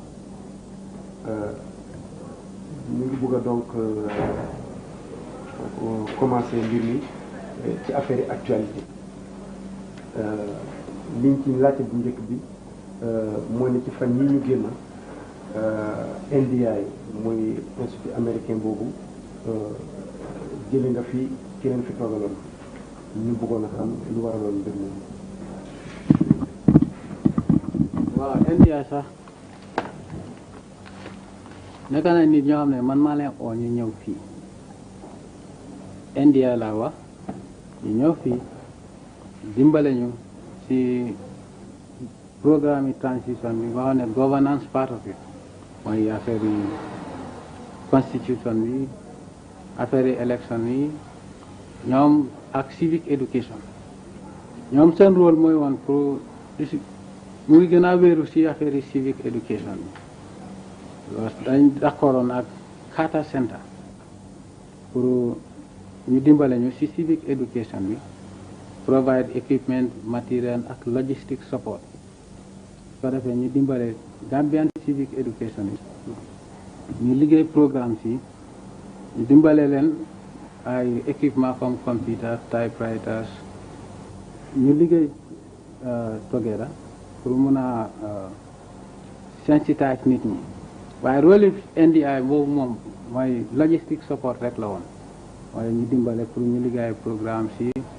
matériel yi ñu am educational matériel ñu jox ko lifin Gambian civic education panel yi waaye danga gis ne daal jigéen bi dafa ñëw fii ñun ñoo lay invité te dañ war a liggéey ak ñun waaye au lieu mu def laa xam ne loolu moo tax mu ñëw fii muy dem di bokk ci activité yoo xam ne dafa créer ay problème suñ ko ooyee pour consultation pour ñu wax ko lan moo tax ñu ñëw fii mu bañ dem di wax nit ñi loo xam ne amut dem di créer di organiser ay workshop yoo xam ne amul benn permission parce que ñun ñoo lay oote te agreement bi ak NDI mooy ñun ñoo lay invité su ñëwee dañu liggéey ak government bi hand to hand waaye kii ñëw moomu def programme am boo xam ne mënuñ ko accept ñu delloo ko ñu daxa ko. léegi nag li ngeen bëggoon ñoom ñu defal leen ko fi mu nekkoon kan moo leen nar a taxawu ci dimbali leen ci wàllu boobu. waaw kooku dafa ñëw moom mooy field director bi waaye dafa ñëw ak team yi NDI so moom su demee loolu mënul ne NDI dem nañ NDI ñoom ñu ngi fii te ñu ngi liggéey ak ñun waaye moom activité am nekk na activité boo xam ne personal activities lañ ba pare mu dem di wax ci journal yi ne moom Jawara moo ko invité fii Jawara nekkaatu fii nekkul président fii amul fii benn baat su fekkee ne ñun ku ñu dañu invité NDI mu am ku si bokka ko mooy field director muy def activité yoo xam ne méngoo ak nekkaam fii ba pare mu ñoo wax ne moomu Jawara moo ko isi comme mu dem fekki Jawara fu mu nekka bi wax Jawara nekk fii yoo tax ñu daxa ko li yàlla def loolu la njiit yàlla koo tànn muy beda danga nekk xaleel o nga nekk mag li gën a am importance mooy nga am xol bu set pour sa réew mi nga am fi nga bugg a dem li nga bëgg pour sa réew ba pare nga woon ko nit ñi te ñun loolu lañ def su affaire expérience amu si benn fi nit ki li nga fonka jaru nga jàng ko di nga ko def sa xol su setee yàlla moo laa guidé ñun yàlla moo ñoo woon suñu yoon yàlla moo ñoo aar si loolu lañ taxaw. ndax fii ngeen toll ci ngeen liggéey woon ak seen bopp balaa ngeen koy liggéey fii muy waaj bi ngeen waaj li ngeen bëgg seen dëkk ndax li ngeen bëgg nit ñi ndax fii nga toll yaakaar nga ni sa bëgg-bëgg sa yéene méngoo naa ak sa jëf te ndax itam nit ñi gisee nañ ko noonu. mal lu ma def li ma wax doomi Adama tawut moo wax man wax naa leen man duma politicien duma wax lu amul pour am supporté man gëm naa ne lu ma mun di def fii àllaaxira naa ko compté ba mu set wecc accountability soo ko defut fii di nga ko def àllaaxira man li ma def suma diggante yàlla la du suma diggante benn doomi Adama loo xam ne mënuma koo defaa Gambie dama ko wax ne duma ko def mënuma ko loo xam ne mun nañ koo def sax duñ leen ko wax dañ koo def ñu gis ko gis nga procès yi nga gis nii dañoo commencé ñu gis ko ñu ne leen lii mooy procès bi waaye li gën a bon mooy mu nga toll si benn stage boo xam ne da nga foog ne nekk foog naa ne daal fii mun naa fee sampa hôpital nga wax ko nit ñi den si liggéey yàlla nga seet ne daal mun naat la koo def nit ñi duñu la óoluwaat kii day wax ba pare du def ñun su fekkee ne suñ li ñoo wax méngoo na ak suñ vie private life Gambien gis nañ ko parce que xaalis bi Gambien xamul fan la jóge waaye ñu ngi ko lifin pour Gambien yëpp njëriñoo ko parce que dañ ko am dañ ñaan yàlla mu jox ñu ko pour réew mi. te bi yow yaa wax léegi da nga bëgg a Gambien loo def ñu xam ko looy wax ñu xam ko lu tax bëgg loo ñu xam fii xaalis bi jóge boobu yàlla moo ma ko jox waaw xam nañ ko parce que xam nañu yàlla moo ma ko jox waaw ñoom xam nañ fa mu jógee xam nañ ne xaalis bi si yàlla la jóge waaw dama la bëgg a laaj léegi ndax nguur mën nañu ko méngale ak doom parce que jigéen ci li muy wax dafa naan doom dafa neex waaye itam dafa métti ndax yow ci ni nga mënee gis nguur da nga ko gisee ne dafa neex wala dafa métti wala ñaari yëpp la def wala deful benn ci ñaari.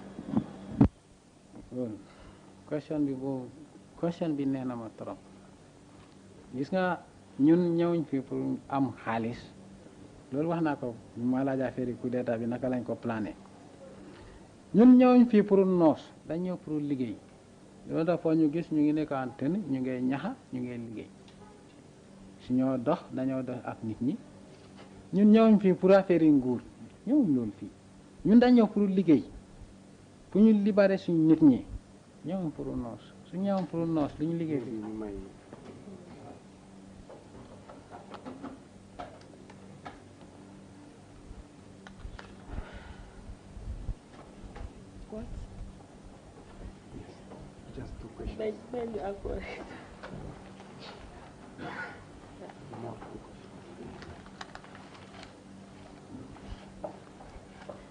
so di nga gis ne ñun ñëwuñ fii pour noos o pour nekk ay président waaye ministre ñun dañ ñëw pour liggéey waaw affaire yi nguur képp koo xam ne pare ngaa liggéey nguur waruta ne pour yow ku wax ne nguur dafa ne kooku mooy koo xam ne parewuta liggéey parce que soo nekkee chef de village sax su fekkee ne pare ngaa liggéey sa réew mi nga nekk chef de village du neex si yow parce que toujours yaa ngi xalaat li yóbbu sa dëkk bi kanam yaa ngi am ay plans yu bëri yoo xam ne yaa ngi leen bëgg a implémenter yaa ngi xalaat fan nga koo jaarale fan nga amee xaalis pour defar loolu pour nit ñi mun a kontaan su fekkee ne da nga am xol yërmande pour sa nit ñi nguur neexul parce que ma nga yàlla lan lay defar suma réew mi li ñoo def nii sax dama ko xeeb parce que su ma demee gis koo xam ne dafa ñaaka man suma ité mooy bu kenn ñaaka si Gambie bugguma gis kenn sona su xalaat yooyu yëpp ñu ngi si man ñu ngi dugga fii ak fële ñu ngi liggéey pour make sure ne defar nañ dara lu baax pour nit ñi soo nguur neexul ku ñëw pour liggéey kay nguur neexul waaw ku ñëw pour noos nag yow yaa xam loolu sa diggante yàlla. man demoon naa fi Ghana ca ba Rawlings di soog a jël pouvoir bi dëkk naa fi aussi Burkina ca ba fa Sankara di soog a jël te sa wax yi dafa yu bari yu niroog yooyu nan nga gisee sa bopp soo xoolee sa bopp xool ñooñu ak ni ñu mujjee ñoom ñaar ndax xamooloo ci ragal kii moom yàlla def na dafa dem mujj li mu def élection ba nekk président kii nag yàlla def na mu dee ci pouvoir bi yow noo gisee sa bopp par rapport ak ñooñu ñoom ñoo xam lu tax ñu ñëw au pouvoir li ñu def seen dëkka ndax liggéey nañ ndax liggéey seen waa réew xam nañ àdduna bi xam nañ man su ma ñëw seetuma ne kii nii la def kële na leen la def man dama gëm yàlla mission bi ma yàlla jox moom laay def du ñàkk nag su ma aada li ma wax leneen yeneen yi ma wax mu méngoo ak li keneen waxoon waaw man li ma def yëpp gis nañ ko man suma gouvernement dafa wutee gouvernement militaire yëpp parce que ñun xat ne ñoo fi nekka ñi si des yëpp ay civil ndax ñooñu bi ñu jëlee pouvoir noonu lañ def man suma liggéey bi maa def si réew mi man maa ko defar pour réew mi ku nekk da nga ñëw man dama ñëw pour adresser situation bi nekk boo xam ne c'est typiquement gambien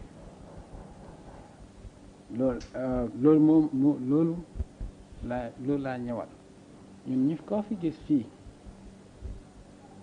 bu ñoo ñëw fii dañu waat ci kaamil ne demuñ pour noos suñu vision bi lañ bugg a implémenter daaxa sajakat yi ba pare na jëlaat delloo ci baadoolaay li ñu jëloon ci ñoom. alma yàlla boo leen ko delloo nag ñu ne bugguñu dañu bëgg nga garder ko nga mun ñoo dimbali.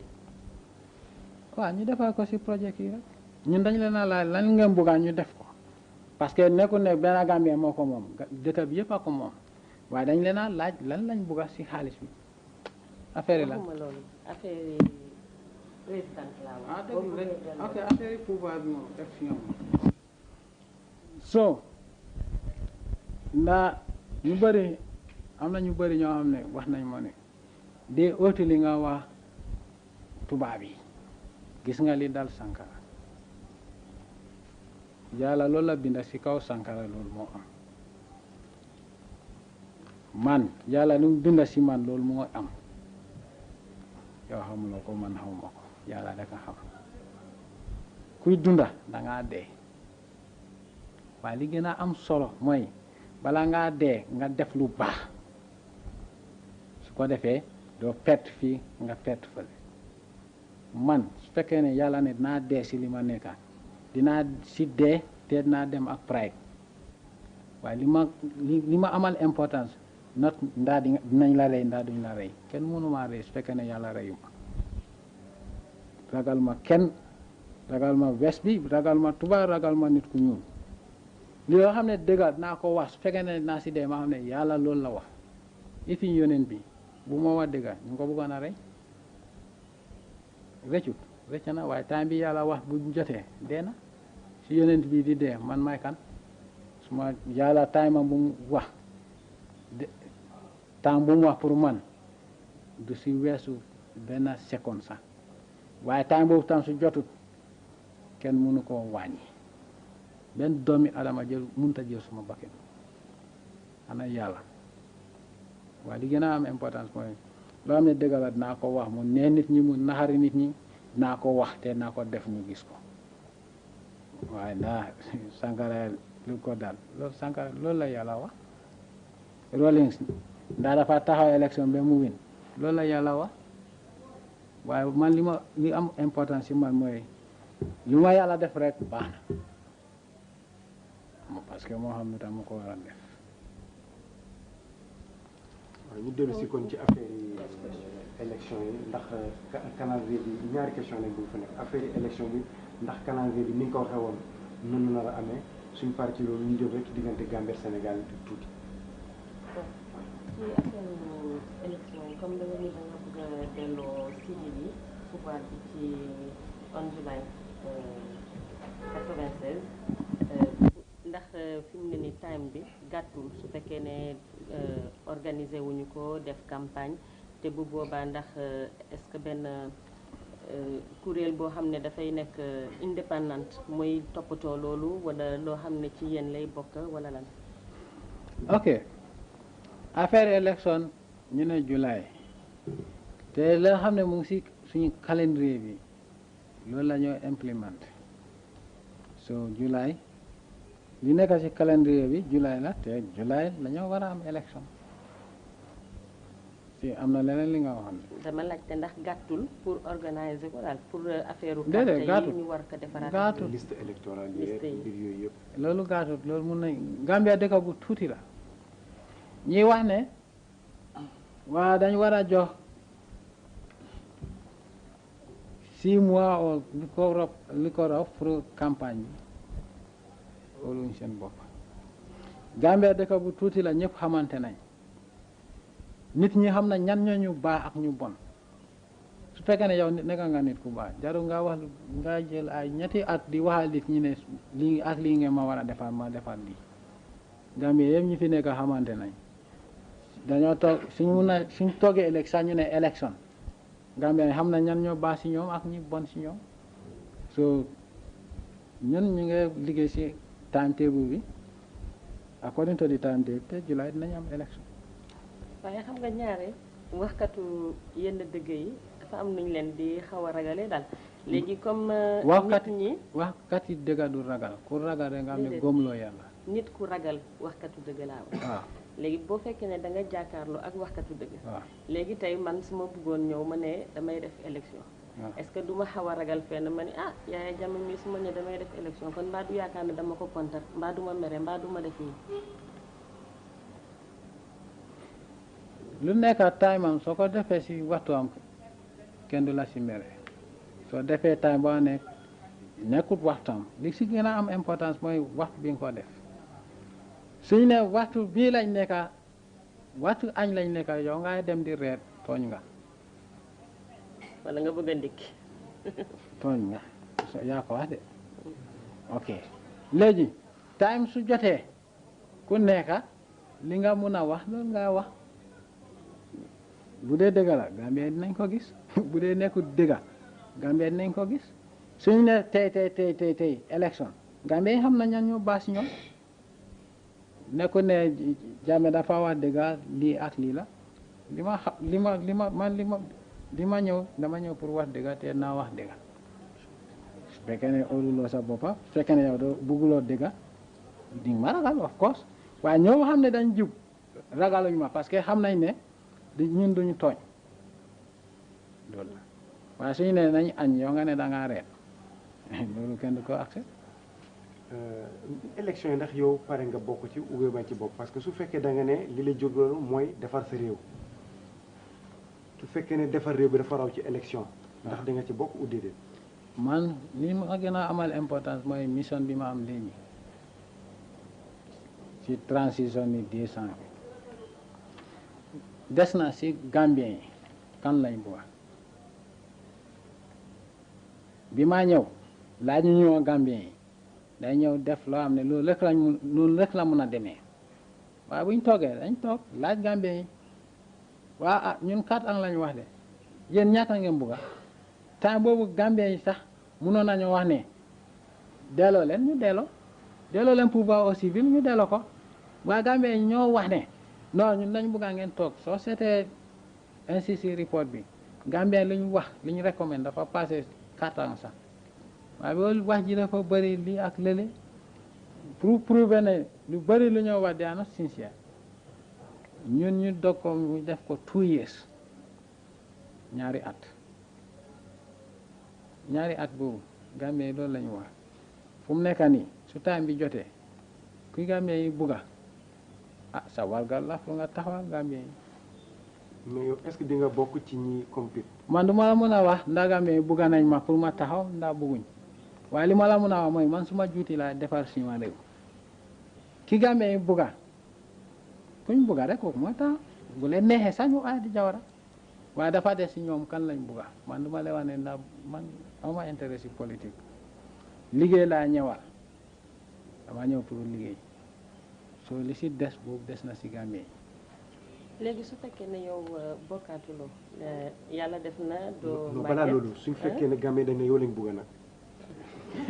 waaw su waxtu boobu jotee naa xam li ma def waaye boobu jotaangu nekkuñ si cas boobu bu ko ne Gambie dañu ne Jammeh yow yaa war a taxaw waaye su cas bi jotee su temps bi jotee ba Gambie ne Jammeh yow lañ bugga li ma def xam naa ko. léegi nan nga gisee Yaya Jammeh waxuma ne yàlla nga wala yàlla déy na la waaye dama lay laaj rek ci sa xalaat ni nan nga gisee ëllëg bu fekkee ne affaire président jeex na soo mu nekk ne people bi moo ni déedéet wala yow yaa ni léegi doy na wan naa leen léegi demal leen seen bopp lan nga bugg a def ndax yaa ngi xalaat lan nga war a def daal bu fekkee ne génn nga ci affaire politique ndax ci armée bi wala ci mbéy mi wala ci lan daal ci business bi. affaire yi moom yëpp des na si yàlla parce que man of course doomi aadama loo mun di def rek yàlla loo wax booleloo si yàlla da ngaa nax sa bopp mun naa wax ne mun naa nekk nappakat bu dee yàlla waxul loolu du ma ko def mun naa wax ne dama nekk businessman am xaalis bu yàlla wax ne dama nekk nappakat lay nekk waaye man béykat laa su fekkee ne Gambie ñu ne bugguñ ma ci toog ku ñu fi def mu ne kan Yaya Jammeh si armée mukk dama dem béy man béykat la man si béy la juddoo suma famille suma maamaati maam yëpp si béy lañ lifin du ñu dunda ba am ma comme man tam mun naa béy am li ma soxla pour woon Gambien yi ne business rek mënut a yóbbu dëkk kanam man suma vision bi dama ko continuer ifin dans la vie privée mooy wan nit ñi ne suuf si mun nañ koo njëriñoo man béykat la naa woon ñëpp ne nekka si bureau yëpp rek nekkut àdduna bi béykat mu nga béy am xaalis fekkee ne pare nga ñax loolu laa bëgg a woon ñëpp. waaw léegi comme fi temps bi jeex na ñu bëgg rek xam diggante Gambie ak Sénégal noo gisee Jawara li mu nekk Sénégal luy sa rapport ak Abdou Diouf ak loo xalaat ci école sénégalaise bi ñu fii dañ koy tëj. yow maa laaj question ba nga ne dafa doy war waaw nañ ko def part by part. waaw lan mooy bu njëkk bi waaw bu njëkk bi mooy lan Jawara li mu nekk Sénégal ci fan yi ñu génn naka nga ko gisee. ni ma ko gisee man Yaya Jammeh ni ma ko gisee well man gisee ma ko neneen parce que Jawara lu moo oote lu mu ñaan lu mu éenee Gambie àdduna bi xam nañ ko képp koo xam ne da nga buggal Gambie jàmm ba ma ne di nga war a jëfalante Jawara di nga war a am transaction ak Jawara dem na fi United Nations dem na fu nekk di oote pour international community mobiliser ay soldats ñu ñëw attaqué ñu génne ñu mu ñëw toog 1980 Sénégalais yi ñoo ko indi te Gambie yu bëri dee nañ pour moom boppi Jawara rek ñëw nekk au pouvoir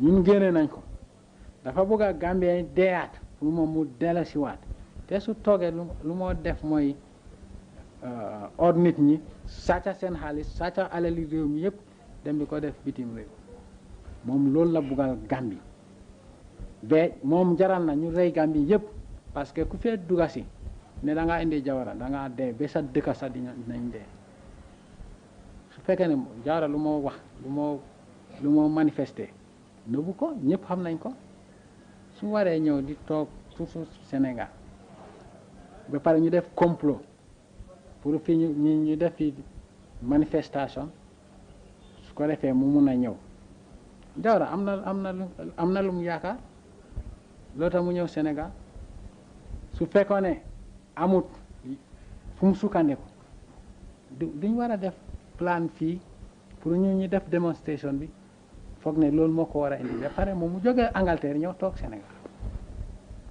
waaye ñun suñu réew li gën a am importance mooy suñu réew bi ñun dañ ñëw pour dee wax naa ko toujours dañ ñëw pour dee Jawara ku ko bugg a indi fii yow yaa Jawara yëpp di ngeen des foofu bu dëkk bu mu mun di doon ku bugg a indi Jawara fii xeex bi du Gambie sax fi ñoo xeex sax du nekk Gambie nañ xeex ak si biir dëkka ñu won la ne Jawara ñun ñoo ko génnee ci ndimbali yàlla te yàlla nañ dimbale yow ak Jawara yëpp ñu diggaale yow suñ ñëwee nekk Sénégal la nekk Gambie waaye Jawara lu mu éenee Gambie ñëpp xam nañ ko ku éenee Gambie lu baax doo héberger Jawara kii ne Jawara ku bugga yow su ma la sàccee astafurlah ma rey sa doom tamit ba pare ma ñëw ma ne ko kii des sax naa ko rey pap bi sax naa ko rey si village bi ma demaat si seen village ma toog si beneen kër ba pare ma ebale xale yi nekk sa kër ñu révolté ki ma loosee na nga ko gisee sa xarit la ndax du sa xarit waaye loolu li si gën a am importance mooy ku dof ba gënta ne mun nga indi Jawara fii na nga ko essayé ñun loolu rek la ñu wax.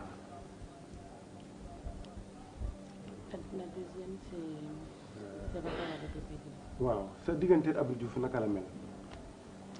pour man Yaya Jammeh dama ko jàppee comme suma mag dama ko amal xol bu set politique taxul ma wax ko dara taxul ma wax ko te wax naa ko lu leer soo defee lu ma naxari dina la ko wax su ma la defee lu la naxari wax ma ko dama ko jàppee comme suma mag man noonu laa ko jàppee Abdou Diouf taxut ma wax kenn taxut ma wax suma diggante yàlla noonu laa ko jàppee comme suma mag dañ day wax ci téléphone waaye man suma côté laa mun a wax ci côté am de moom Abdou Diouf moo xam li nekk ci xolam man li nekk suma xol laa mun a wax parce que diggante ñaari nit yow sa boppa nga xam mun nañoo toog ne yow man ma la gën a bugga déedéet yow man la gën a bugga ndaa loolu ci waxi kaw la nekk na waxi kaw la am ne nekkut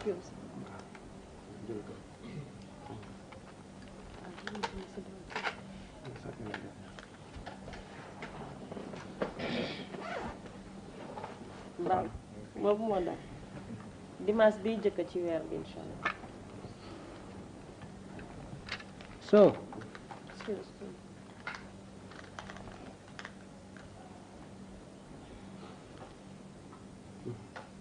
xam nga soo gisee ñaari nit sëy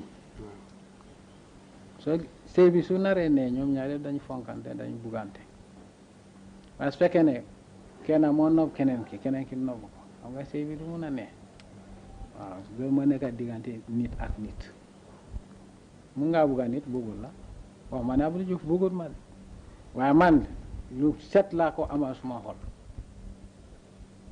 waaw. lu mujj bi dégg ma ko wax nga ne Abdou Diouf. nee na waxul ne Abdou Diouf bugg ko mais moom lu set la ko bëgg. dama ne suma paar laa mun a waxal si on dit on set wax naa ko ne dama la téye comme suma mag yow suma mag nga soo gisee ma def loo xam ne jaarut wax ma ko lu la naxari lu la jaaxal si affaire yi Gambie lu la si leerut laaj ma ko naa laal si leeraay bi ba man du ma wax lu dul dëgga ma ne ko nag wax ma ko pour soutien politique wala leen man du ma politicien waaye diggante Gambie ak Sénégal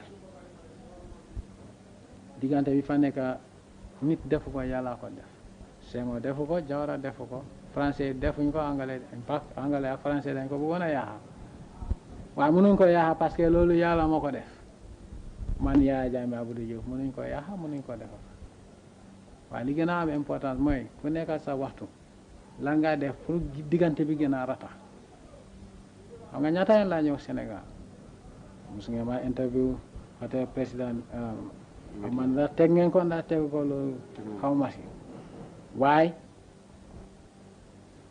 ñëw naa plusieurs fois Sénégal beneen bi ñaari yoon ma ngi jaare Sénégal en transit su fekkee ne man dama bañ Sénégal du ma fa jaar su fekkee ne dama bañ Sénégal 350,000 Sénégalais dañ fi nekka dama leen a daxa Gambie suñ demee Sénégal ay problème yu du jeex la ñoo am ñu la wax dañoo war a fay laissez-passer te ñun bi ñu njëkkee dem Sénégal liñ ma wax mooy alien certificate suñ citoyen yi nekk Gambie ñu ne lañ leen de sonna si loolu man naa loolu su ma time wax ma keneen de waaye di loolu dama koo dindi waaye am na yeneen côté Sénégal yoo xam ne Gambien yi ñu ne naa ñu fay laissez-passer yi fi ñuy béy si beneen côté frontière bi ñu leen a laaj ay laissez-passer boo xam ne dañ ko war a renouveler chaque 7 jours semaine bu nekk dañ ko war a renouveler te Sénégalais fii ñëw fii duñ leen dee laaj dara soo jëndee fii benn boîte warga sax doo jaaral seen douane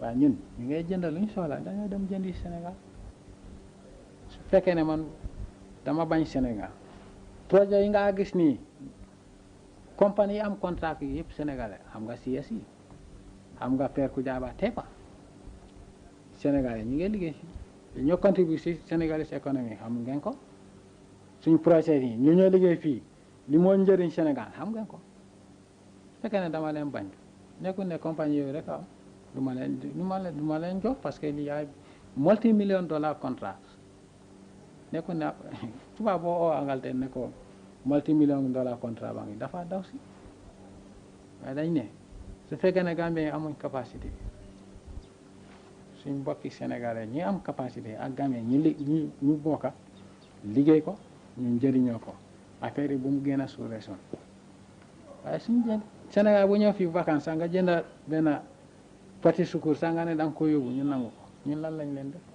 ñun duñ ko def so da nga ñun suñ côté ñun ñu ngi leen wone ñun dañ leen bugg a wente seen côté nag li ngeen def loolu seen affaire la Sénégal li ma wax Sénégal fii de ñëw di bugg a jënd dara sax nga Sénégal bu ñëw ku la seet si fii nga bugg a koy jëndal cadeau comme t-shirt yi leneen daf la ne douanier dañ ko nangu waaw ñun dañ dee dem Sénégal jëndaay marchandise indi ko ba pare li ma si gën a métti sax mooy Gambie yoo xam ne nekkuñ Sénégal ñu ngi nekk bitim réew Europe su ñoo ñib si war a transit Yoff xaalis bu mu am ngay nangu ko loolu wax naa ko autorité Sénégal yëpp benn tey mu ngi am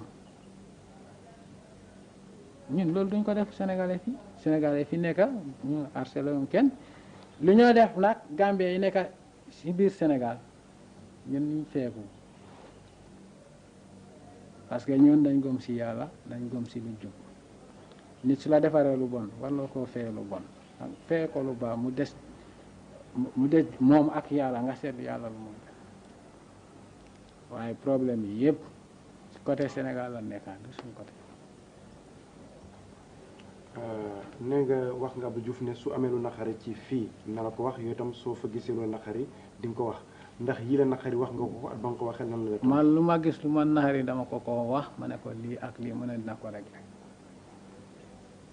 dina ko réglé man nit doomi aadama soo ma defee lu ma naqari naa la ko wax waaw parce que loolu moo gën ma war koo dénka si suma xol kon nekk ma góor man loo ma def lu ma naqari naa la ko wax loolu wax naa ko autorité Sénégal Abdou Diouf wax naa ko lii xew si waaye benn tey ñun suñ soolee gaz dañ ko jëndee Sénégal am naa ñeneen temps boo xam ne sax gaz dañ ko jëndee Guinée sax war a jaalale ko Gambie douanier ne non du jaaree Casamance oto bi du jaaree Casamance ñu ñoo seet fu moo awee gars yi ñëw wax ko fii man leen garaaw su avion bi demee ngeen dugal ko si avion bi indi ko gaz boobu ñëw na waaw foog naa ne man foog naa ne loolu war a jaar suma diggante Sénégal ñun duñu leen ko def ba pare yéen seen marchandise yëpp ñu ngi traversé Gambie Transgambie di dem Casamance marchandise ñu ngi ko jaarale fii duñu leen laaj douane duñu leen laaj dara waaye loo xam ne ñu ngi ko jëndee war koo jaarale Sénégal ñu ne déedéet du fi dem oo ngeen fay douane loolu war naa am suñu diggante imagine ñun suñu ne ok fu mu nekk nii marchandise bu jógee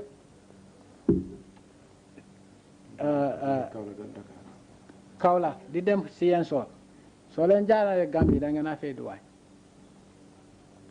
nit yi Sénégal baadoola ñooy sona parce que lu ñu def rek ni ñu génnee dinañ ko def ci prix bi pour mun ko récupérer waaye ñun nañ ko def parce que ñun loolu mun di def rek ñun nit ñi lañu amal affaire intérêt sous-région bi peace and stability lañ bugga ñun jàmm lañ bugga waaw ku ñu indi jaase ñun loxo lañ laa jox ndaa jaase bi mu nga ñoo gor boobu yàlla sax du nangu waaye problème bi yëpp frontière bi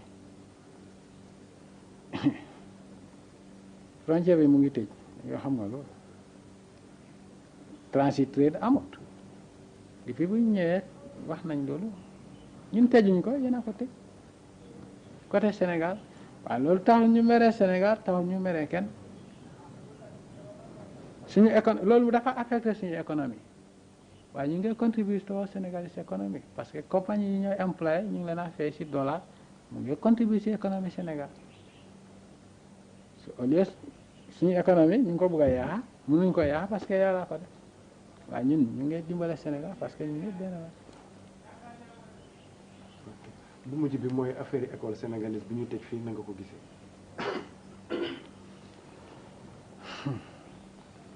comme li ma la wax rek ni ma ko gisee xam nga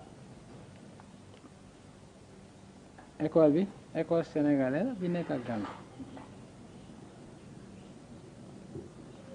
ni ma ko gisee mooy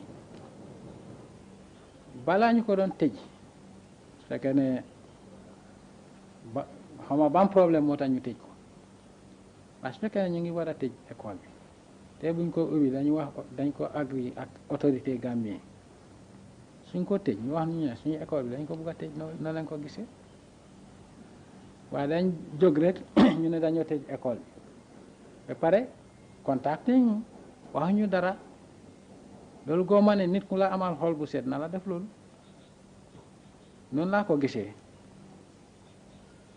at least école bi fi nekka not only Gambians ñoo fa de dem Sénégalais fi nekka seen doom yi foofu la ñoo jàngee Gambien yi am na ñoo ne seen doom yi foofu la ñoo jàngee su fekkee ne bugga nañ koo tëj at least out of courtesy ñu ne ñu dañu bugg a tëj école bi su fekkee ne ñun bëgguñ ñu tëj ko ñu seet nuñ ko lijjantee ba école bi ñu mun ko sosteen su ko defee Sénégalais fi nekka duñ soona Gambien yi fi nekka yoo ne seen doom yi jàng nañ foofu ba sori duñu soona waaye fu nekka ni mu tëj na fu ñu yóbbu seen doom Sénégalais mun nañoo yóbbu seen doom yi Sénégal waaye Gambien yi fi nekka fan la ñoo yóbbu seen doom yi ñu continuer français bu ñoo jàng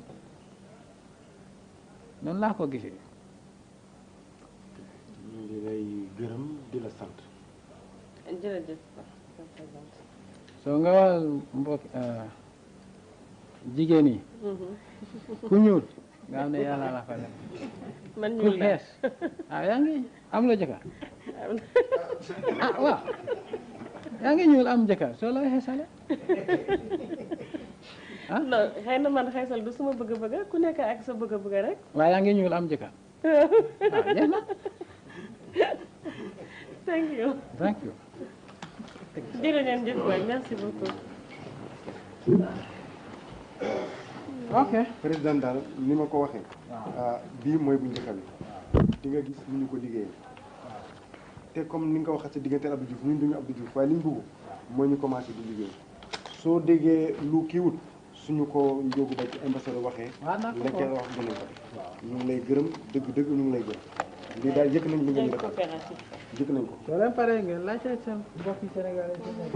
waaw laaj nañ. doo leen xam doo su ñu la woon fii sénégalais doo ko xam parce que ñun nañ amal ñëpp ñun ñëpp benn lañ. man sama bàjj na nga dëgg fi ñu pare nag. ah mu ngi bi nga ñëwee policier dañ la harcelé. Merci.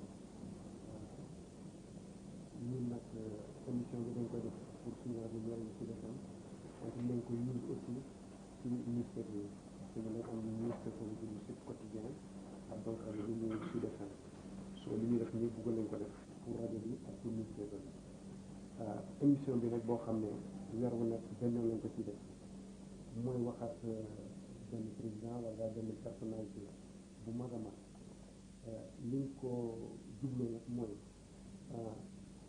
wax ci moom personnellement pour ñu gën ko xam que li ëpp mooy nit su nekkee ci nguur wala mu am responsabilité yenn ñi di nga xam rek li muy def li muy xalaat wante fa mu jógee naka la fa excès généralement duñ ko xam moo tax donc mbir mi dina am ay questions yoo xam ne dina nekk affaire actualité affaire du pouvoir bi ak dina yoo xam aussi loolu la ñuy laaj pour xam la pour gën la xam pour ñu la mën a déglu gën la xam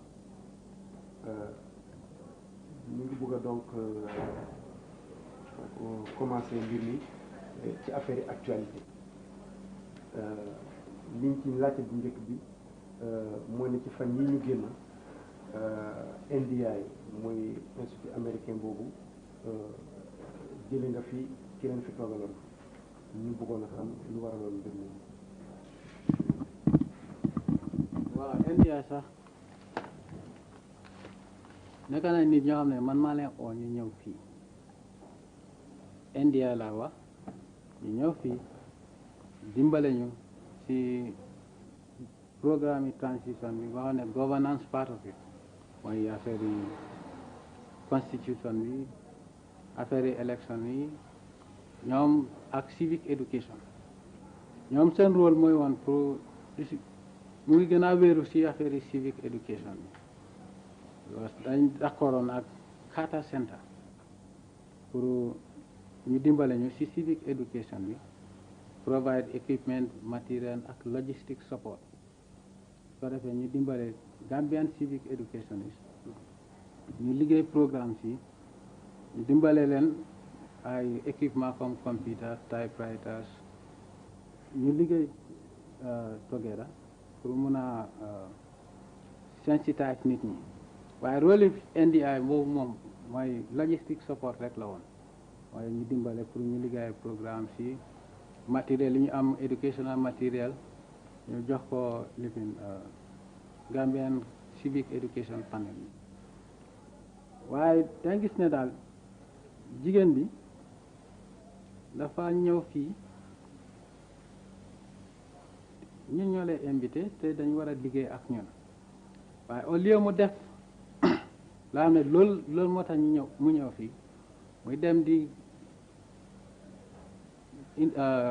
bokk ci activité yoo xam ne dafa créer ay problème suñ ko ooyee pour consultation pour ñu wax ko lan moo tax ñu ñëw fii mu bañ dem di wax nit ñi loo xam ne amut dem di créer di organiser ay workshop yoo xam ne amul benn permission parce que ñun ñoo lay oote te agreement bi ak NDI mooy ñun ñoo lay invité su ñëwee dañu liggéey ak government bi hand to hand waaye kii ñëw moomu def programme am boo xam ne mënuñ ko accept ñu delloo ko ñu daxa ko.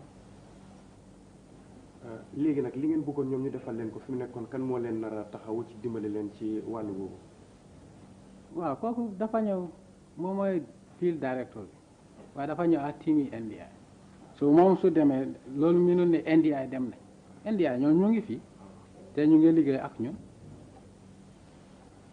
waaye moom activité am nekk na activité boo xam ne personal activities lañ ba pare mu dem di wax ci journal yi ne moom Jawara moo ko invité fii Jawara nekkaatu fii nekkul président fii amu fii benn baat su fekkee ne ñun ku ñu isi dañu invité NDI mu am ku si bokka ko mooy field director muy def activité yoo xam ne méngoot ak nekkaam fii ba pare mu ñoo wax ne moomu Jawara moo ko isi comme mu dem fekki Jawara fu mu nekka bi Jawara nekku fii loolu tax ñu daxa ko ci fan yi de Nigeria ci Commonwealth dañ leen condamné ci exécution yi ñu def Gambie voté contre lu waral loolu. ñun dañu am principe Gambie soo demee àdduna yëpp benn dëkk rek la ñu ooyee Gambie ñun suñu foreign policy Gambien ñun gisuñ lu tax nit koo xam ne dee na ba pare nga war a sanctionné dëkk parce que su fekkoon ne ñii yóbbuñu leen tribunal ñu rey leen loolu mun nañ cee d'accord mais lu ñu def nekkul ci benn yoon waaye dañ leen caaj ne dañ rey nit su fekkoon ne dañ leen caaj for political activity mun nañoo ànd ak Commonwealth bi waaye dañ ne ñooñu dañ rey nit te trial bi yàgg naa dem te ñoom confess nañ ne waaw dëgg la rey nañ nit ku rey nit ñu rey la waaye nit koo xam ne dee na ba pare man góoma ne loolu kooku dafa jaral ñu toroxal more than 90 million Nigerians suñu expellé Nigeria from the Commonwealth loolu solve problème bi parce que ñi dee nañ ba pare ñooñu duñ ñëwaat so su fekkee nit ñi dunda jaru ñuy xeex si kaw affaire yi ñu loolu tax ñun dañ gis ne daal nekku suñu intérêt nekku intérêt Afrique ñeneen di ñu war a décider li ñu war a def suñu réew dañ support Nigeria parce que bugguñ loolu dafa xaajaale Commonwealth nit su fekkee ne def na loo xam ne daal jaaduwut of course mun nga koo sanctionné waaye da nga koo sanctionné pour with the intention ne loolu du xaajaaloo club bi waaye su fekkee ne ñaari nit o ñeneenti nit ñu rey nga ne da ngaa expel Nigeria ñaata millions yi Nigerians ñoo nekk Nigeria te ñi dee kan moo leen rey su fekkoon ne dañ leen téye nii rey leen o dañ leen rey condamné si affaire yi politique ñu rey leen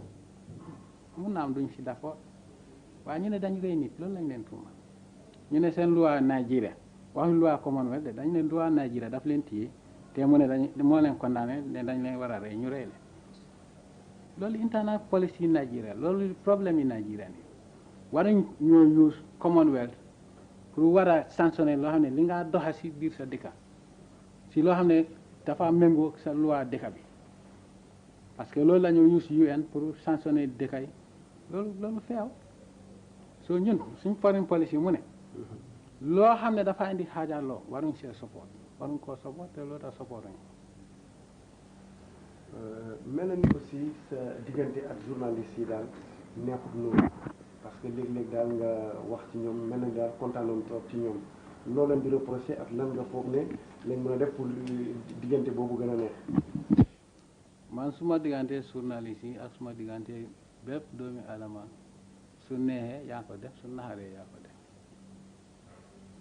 nga ne seen benn newspaper mooy Sud Quotidien wax ngeen lu bëri si affaire yi Yaya Jammeh loolu fa ngeen ko jële si Sud Quotidien wax ngeen ne man nga amee fii ay rebelle Casamance foo leen ko gis amut journaliste dangaa wax loo xam ne dëgg la su ma sàccee ngeen wax ko dinaa kontaan su ma neexul waruma sàcca waaye lu ma naxari mooy nga wax loo xam ne man wax ma man def ma ko journaliste Sénégal yu bëri wax nañ Yaya joolaa la waaw man joolaa la bañ ma ko waaw man jógee ma Casamance man Gambien la problème yi Sénégal loolu problème yi Sénégal waaye ñu ne ñu ma gardé fii ñii rebelle Casamance ne suma armée bi rebelle Casamance man ma am suma professionnel ami óolu ma ñooñu ba di óolu rebelle loolu fan la am base yi ngeen di wax si ñu journal yi mais ñu nga amee base yi rebelle fii fan la nekk am nañ fii loo xam ne dafa lu weesu 350,000 sénégalais fii mun ñoo as bi ñun depuis bu ñëwee au pouvoir dañ leen traité comme les Gambiens goo ma ne 350 000 Sénégalais yi fi nekk dinañ bañ Sénégal ba ñoom ñëpp bañ leen Sénégal ba ñun ñuy formé fii ay rebelle waxuñ ko waaye soo toogee Dakar nga ne Yaya Jammeh lii ak lii la dem laajloo ma xamuloo ma gisloo ko su ma la ko defee dina la ne journal yi ma li ma wax si affaire yi journal yi sax xam nga li ma wax nii mun ngeen koy bindee ni mu leen neexee loolu ngeen dee def waaye man dama bëgga soo ne naa binda ngeen binda li ma wax li waatu bi passé ni man li ma wax mooy am na ñeneen ñoo xam ne ennemi africain lañ ñuy déguisé comme journaliste ñëw di wax benn affaire yi nguur gi pour créer problème di wax loo xam ne nekkul benn dëgg loolu laa wax ma ne so-called journaliste ñi binda ne man ma ne journaliste yi su fekkee ne dégguñ English dañ ma waroon a laaj ma ne enemies of Africa ñi déguisé comme les journalistes loolu am na ñoo xam ne dañu bëgguñ seen réew mi dem kanam ñu déguisé comme les journalistes amuñ benn qualification pour nekk ak journaliste ñooñu laa doon waxal waaye gars yi ne man journaliste yëpp laa wax leen ne ngeen wax man li ma wax xam naa ko suma diggante yàlla moo tax ma wax waaye man suma diggante journaliste yow su fekkee ne neexut yow doo ñëw fii su fekkee ne suma diggante journaliste yi neexut yow doo ñëw fii interview ma surtout seen newspaper lu ñu wax dégg naa ko gis naa ko lire naa ko waaye man li ma bëgg a mooy lu nekk na leer su ma waxee loo xam ne understand loo ko laajuma ma clarify waaye li ñu wax yëpp amut man li ma wax c'est très clair ñu ne man maa ne journaliste yëpp doomi xaraam lañ loolu benn dëgg dama ne ennemi africain ñoo xam ne sax dañ rëccu lu tax ñu nekk nit ñu ñuul ñu ngi am yeneen dëkk yi Occident di West ñu ngi leen a use pour ñu create instability in Africa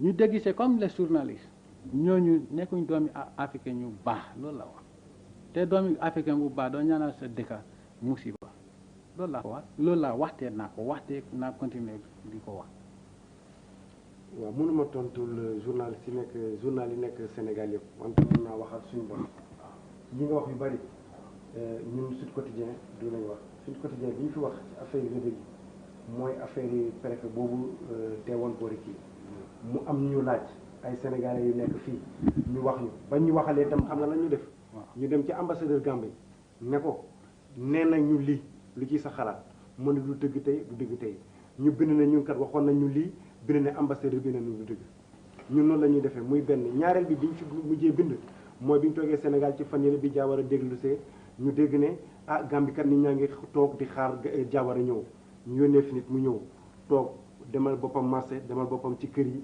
ñëw dellu si ne li ñu wax gisuma ko fa Gambie waaw loolu amatul loolu moom dégg naa moom suñu bos su xam moo tax may waxal suñu bos li ma wóor ñeneen ñi nag ku nekkat na nga gis sa mbir nga defe ko waaye ñu de noonu la ñuy doxalee suñu déggee daal dinañu ne dégg nañ lii dinañ saa ñu ko déggee comme yéen Gambie am ngeen ambassadeur bu leen toogal Sénégal dinañ dem ca moom laaj ko su nangoo tontu ñu ne lii la tontu su nangu la tontu tam dinañ ne laaj nañ ko wante moom nee na nanguwul tontu su nanguwul tontu ngeen contact ñu fii ñun nañ tontu parce que su amul lu ko leer balaa moo wax loo xam ne xamu ko mun naa leen wax ne mënuma amuma réponse si li ngeen naa laajte waaye affaire sous-préfet xaw ma ndax sous quotidien bokk na si Walf Fadjri ñu ne sous-préfet bi patrouille militaire Gambie ñoo ko rey ñun duñ dee rey sous-préfet civil la ba pare gis nga yàlla ñëw raas ñu si ba ñu seet parce que fu ñu ko gis nekkul si biir Gambie problème yi Casamance ñun bugguñ see bokk loo xam ne yëfi violence la ñun bokkuñ si tey bokkuñ si léegi waaye nag ñoo tuuma si loo xam ne defuñ ko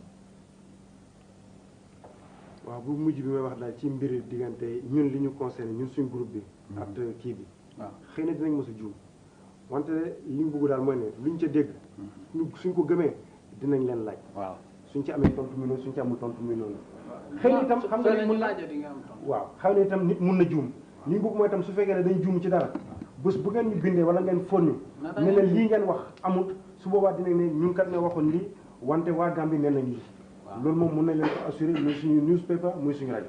waaw xanaa ma wax suñu benn principe soo waxee loo xam ne óoru la yaa ko tey óoru la nga binda ko li ñuy gën a mooy ñu noppi parce que seen tactique yi dafa bëri soo bëggee xam leneen mun nga binda suñu réponse nga tumalaat ñu leneen bugga ñu expliquer te duñu am time boobu waaye li ma la mun a wax mooy su fekkee ne wax nañ loo xam ne affaire yi diggante Sénégal ak Gambie ñu ne Yaya Jammeh parce que loolu lañ dee wax Yaya Jammeh ñu bëri journal yu bëri ñu ne man Bignona laa jógee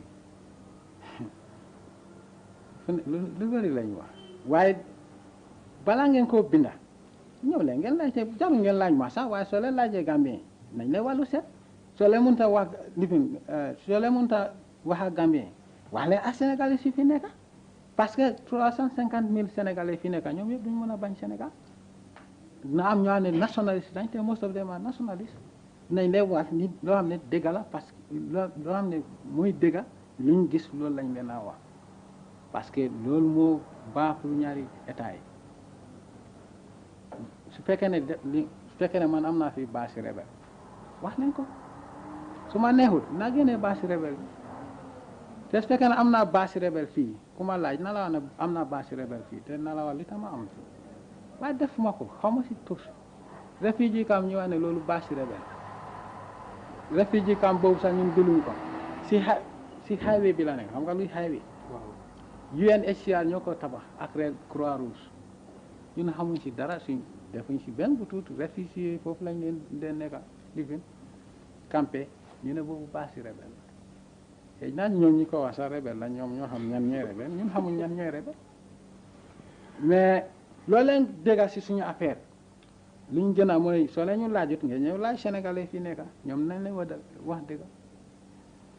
président su nga ni bu ñu waxee Gambie dañ naan Yaya Jammeh ma bëggoon na laaj Yahya AJJ Jammeh lan moo ci nekk loolu si la moo si nekk asma dama bëgg a wax tur bi yëpp nan la naka la parce que dama yaakaar ne AJJ di part tur bi la daal waaye lan moo nekk si biir soo da nga bëgg a xam loolu tamit xam nga dama wax ne dama bëgg nit ñi Yaya Jammeh ci man ni ma ko gisee par exemple am na ñaar am na Yaya Jammeh président am na Yaya Jammeh militaire am na Yaya Jammeh papu jàmbur rakki jàmbur doomi jàmbur xam nga waaw loolu la ok e bi mooy Abdul Aziz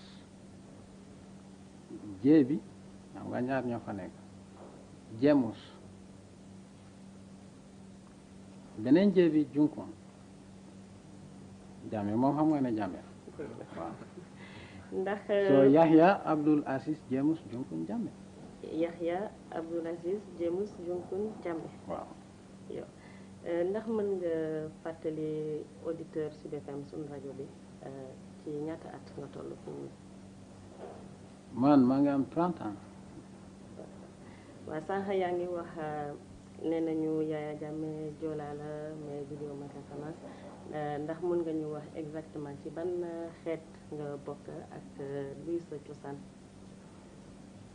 affaire yi xeet sax man góob ma ko parce que loolu tubaab yi ñoo ko inculqué si suñu boppa yi li gën a am maanaam mooy man Gambien la Joola lay làkka dama dee làkka soose dama dee làkka olof ma ngi wax ak yéen ak wolof loolu moo gën a am importance waaye traditionnel man Joola la dama juddu Joola waaye yooyu ay tribo yooyu yëpp amul benn njëriñ parce que suñ toogee fii kenn du xam kan mooy Joola kan mooy wolof ñun yëpp africain lañ loolu moo gën a am importance te li gën a am importance fii mooy man Gambien la nekkee ma fii pour Joola nekkee ma fii pour soose nekkee ma fii pour wolof nekkee ma fii pour Manjako nekkee ma fii pour Papel dama fi nekk pour Gambien yëpp.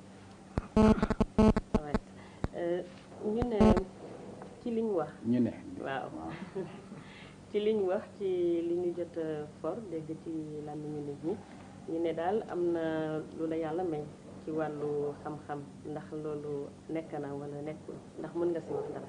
yow sax dafa am lu la yàlla may gis nga yaa ngi dégg loo xam ne man dégguma ko nit koo gis am na lu ko yàlla may boobu doomi aadama yëpp am na ku nekk am na lu ko yàlla may. mais ci wàllu xam-xam bu ñuul daal loo doon na ya xëy na mu nekk loo amal sa bopp wala xëy na nga doon naka ci sa waajur xam nga li ma la bëgg a wax comme par exemple léegi affaire li ma dégg xaw ma am na wala amul. da nga ko leeral ñu mën a waxtaan waaw nit am na bu ma damoon nii.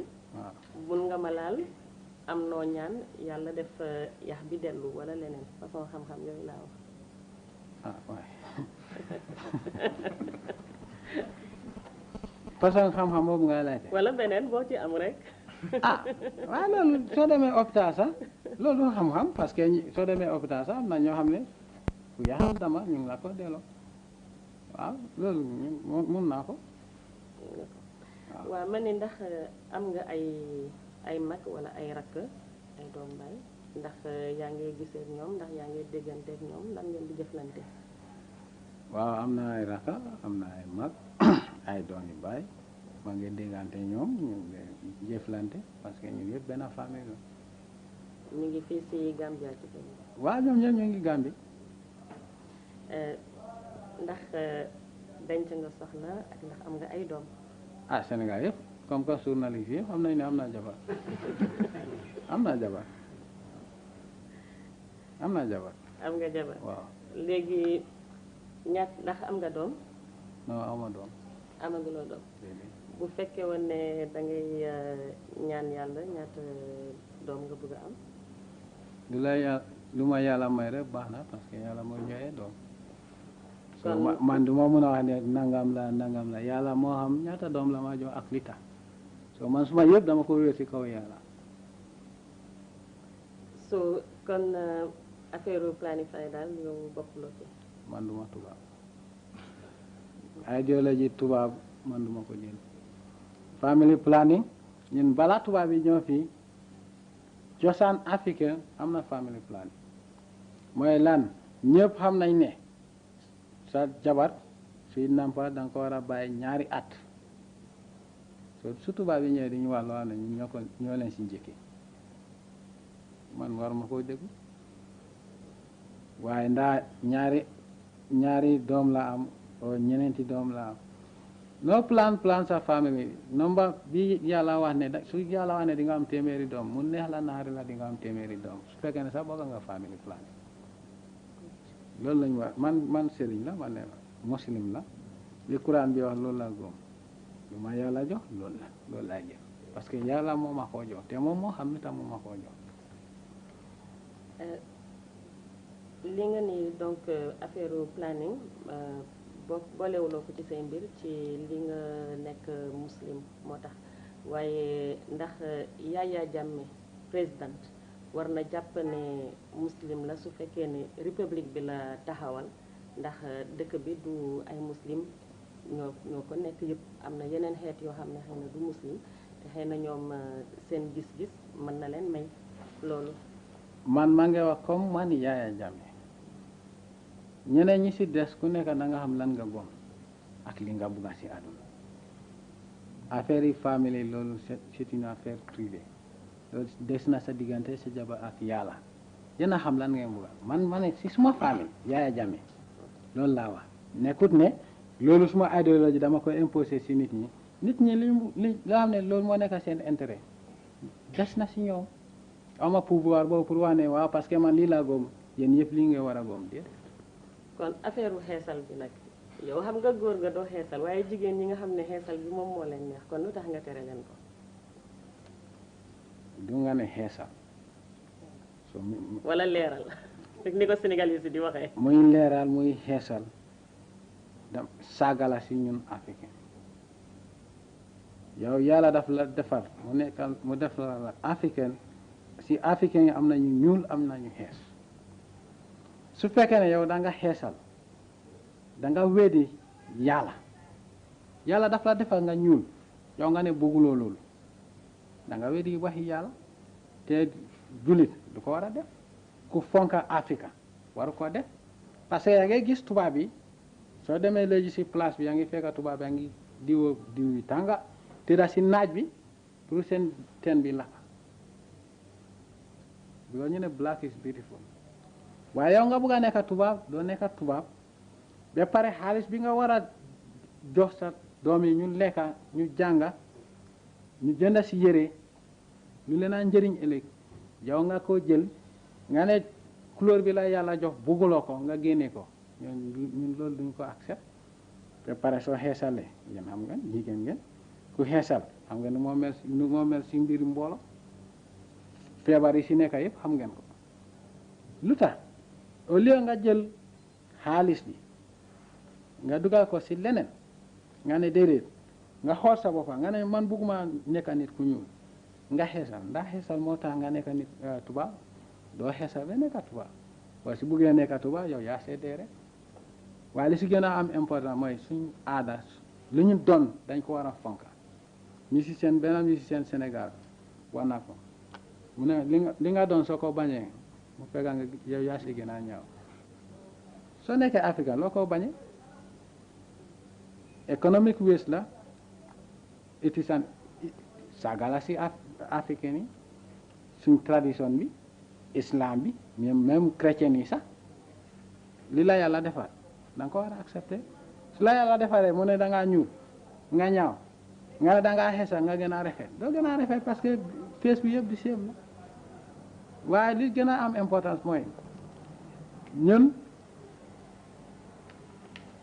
couleur noire bi tubaab bi dañu minimiser ba ñu foog ne ñun nekkuñ dara soo riidee si Quran bi affaire création bi yàlla bu moo defar Adama poto bu ñu la jëlu bu weex soo su yàlla defar poto bu ñuul la jël defar Adama mu nooy si biir kooku nekk nit mu oo ko malayka yëpp taxaw ñu ne segal leen ki Iblis bañ luñ defaree lu ñuul lay doon soo nit ku ñuul da nga war a fonk sa boppa parce que soo demee si Makka sax kaaba bi dafa ñuul kaaba boo ne moom yëpp muslim yëpp loolu lañ bugg a lifin foofu lañ bugg a dem wóor ko dafa ñuul soo yow soo bañee lu ñuul sa ñuulaay da nga ko bañ war loo dem Makka sax war loo dem parce que kaaba bi nga wóor dafa ñuul te boobu lifini yàlla la soo nga xam ne ñuulaay bi si yàlla la jógee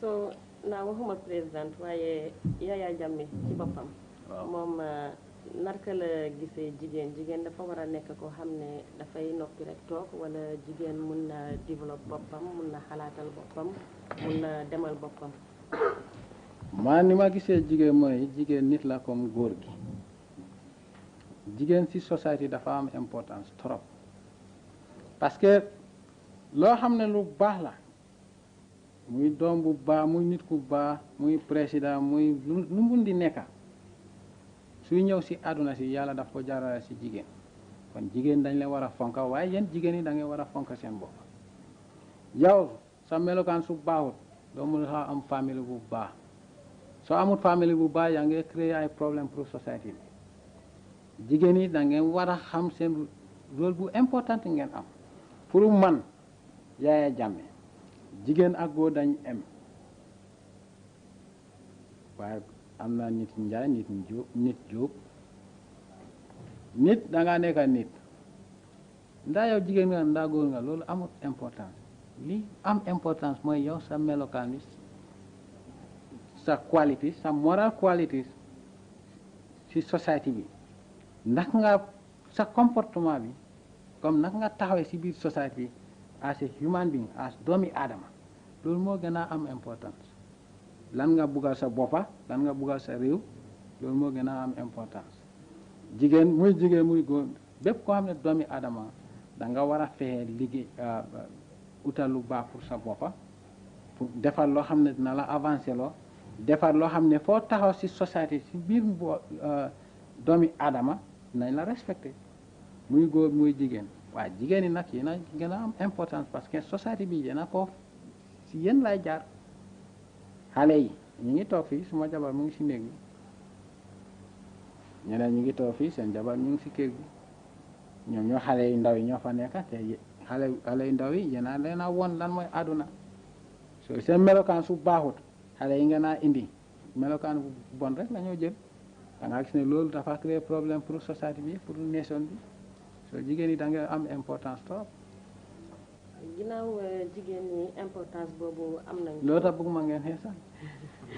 waaye fi mu ne nii ginnaaw ñoom xeesal bi xëy na niñ ko duggee woon mu ngi desandi si ñoom ba léegi ndax xalaatuloo fenn jigéen yi am ñu leen tere boobu di am nu mu leen di naxare ba ñu war a manko ñu jóg ne ngi jëngu mu indi comme problème bi fi amoon ci affaire yi ndox bi ba daal mu war a mën a indi problème civil bi ndax loolu mënul kenn xalaatu ko Banjul wala am na fenn boo xam ne nit xalaat na ko tuuti.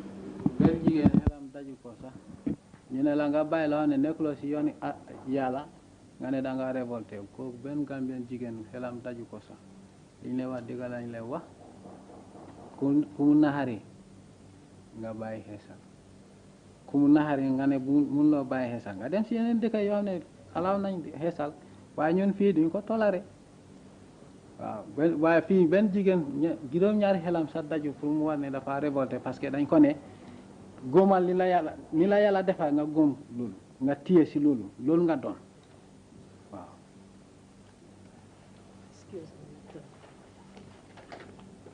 Thank you. Affaire ne comme affaire yi ndox bi xam nga ndox bi am nañ droit parce que ndox nit daf koo jëfandikoo daf koo naan kenn du naan xeesal so loolu kenn du mën a révolter si affaire yi bàyyil xeesal nga nekk nga li nga doon nga fonka loolu xanaa loolu kay kenn anyway Gambien benn jigéen muy góor o Gambien ñi xeesal kenn xalaatu loolu sax. waaye xam nga nag leen tam mu ngi si jigéen président ne nii ñi nga xam ne dañu yàgg xeesal bu ñu ko bàyyee xool leen dana jafe de. ah waaye di nga gis ne ñoom ñoo ko def parce que xool leen na jafe waaye yow mi xeesal ba nga dem ñëpp foog ne da nga xees yàlla mu la wone doom boo jur rek dafa ñuul yàlla mu la wone soo diwoon lan sax yow dama la defa nga ñuul sa doom yi dañoo ñuul pour won la ne wax yàlla mun loo ko wéy soo su fekkee ne dañ yàgga xeesal nañ bàyyi su yàggee tamit niñ def ba xeesal ba ñëpp foog ne dañ xees mun nañoo def bàyyi bàyyi de moom nañ bàyyi su fekkee ne dañoo ñànga sax ñoo xam ne noonu lañ leen yàlla bindee ñu jàppa si yàlla. bu ñu ñàngee ba du ñu am jëkkër nag nooy def ak ñoom ci biir Banjul. waaye xeesal joxu la jëkkër bi parce que man su góor yëpp meloon ni man ku xeesal du am jëkkër waaw xeesal joxu la jëkkër am na ñoo xam ne dañ xees amuñ jëkkër loolu nga war a seet xeesal du tax nga am jëkkër su fekkee ne góor yi dañ bëgg ñu xees naar yaa ngi fii yeneen ak Gambia Sénégalais yu xees yaa ngi fii waaye da ma bëgg a wax ne ñi xees yëpp dañu am jëkkër non soo xeesal mënu laa jox jëkkër mun naa sax ñàkkaloo jëkkër parce que soo nekkee suma jabar nga xeesal dama laa fase.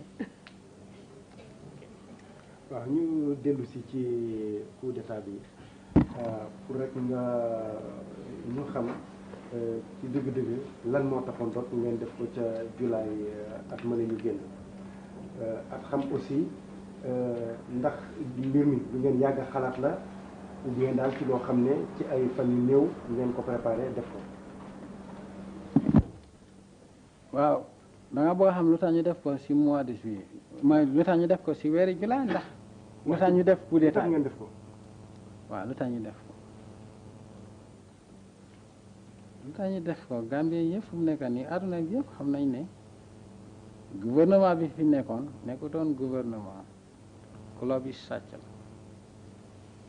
lépp loo xam ne pour dëkk bi sàcc nañ ko yëpp ba pare taxaw fële di ñu wax affaire yi démocratie ak human rights béykat yi baadoola yi ñu ngi gën a ñàkk bés bu nekk ñoom ñi nekk au pouvoir ñu ngi gën a am xaalis te ñu ñëpp Gambien lañ te Gambie gerte bi ak mbéy mi lañ yaakaar su fekkee ne ñiy béy di lifin économique sustain économique dëkk bi ñoom ñu ngi gën a ñàkka ñi nekk ci pouvoir bi ñoo xam ne defuñ dara liggéey rek la ñoo def ñoo ñu gën di am xaalis kon nga xam ne am na loo xam ne there's something wrong ñu gis ne gars yi nekkañ fi dara sàcca rek ku ñu def ministre tey ëllëg nga dawal Benz boo xam ne kenn xamul nag nga fan la jógee nga am kër Fajara nga am kër London ba pare sa doom yi duñ fi demee école ñuy dem ay Angleterre ak Amérique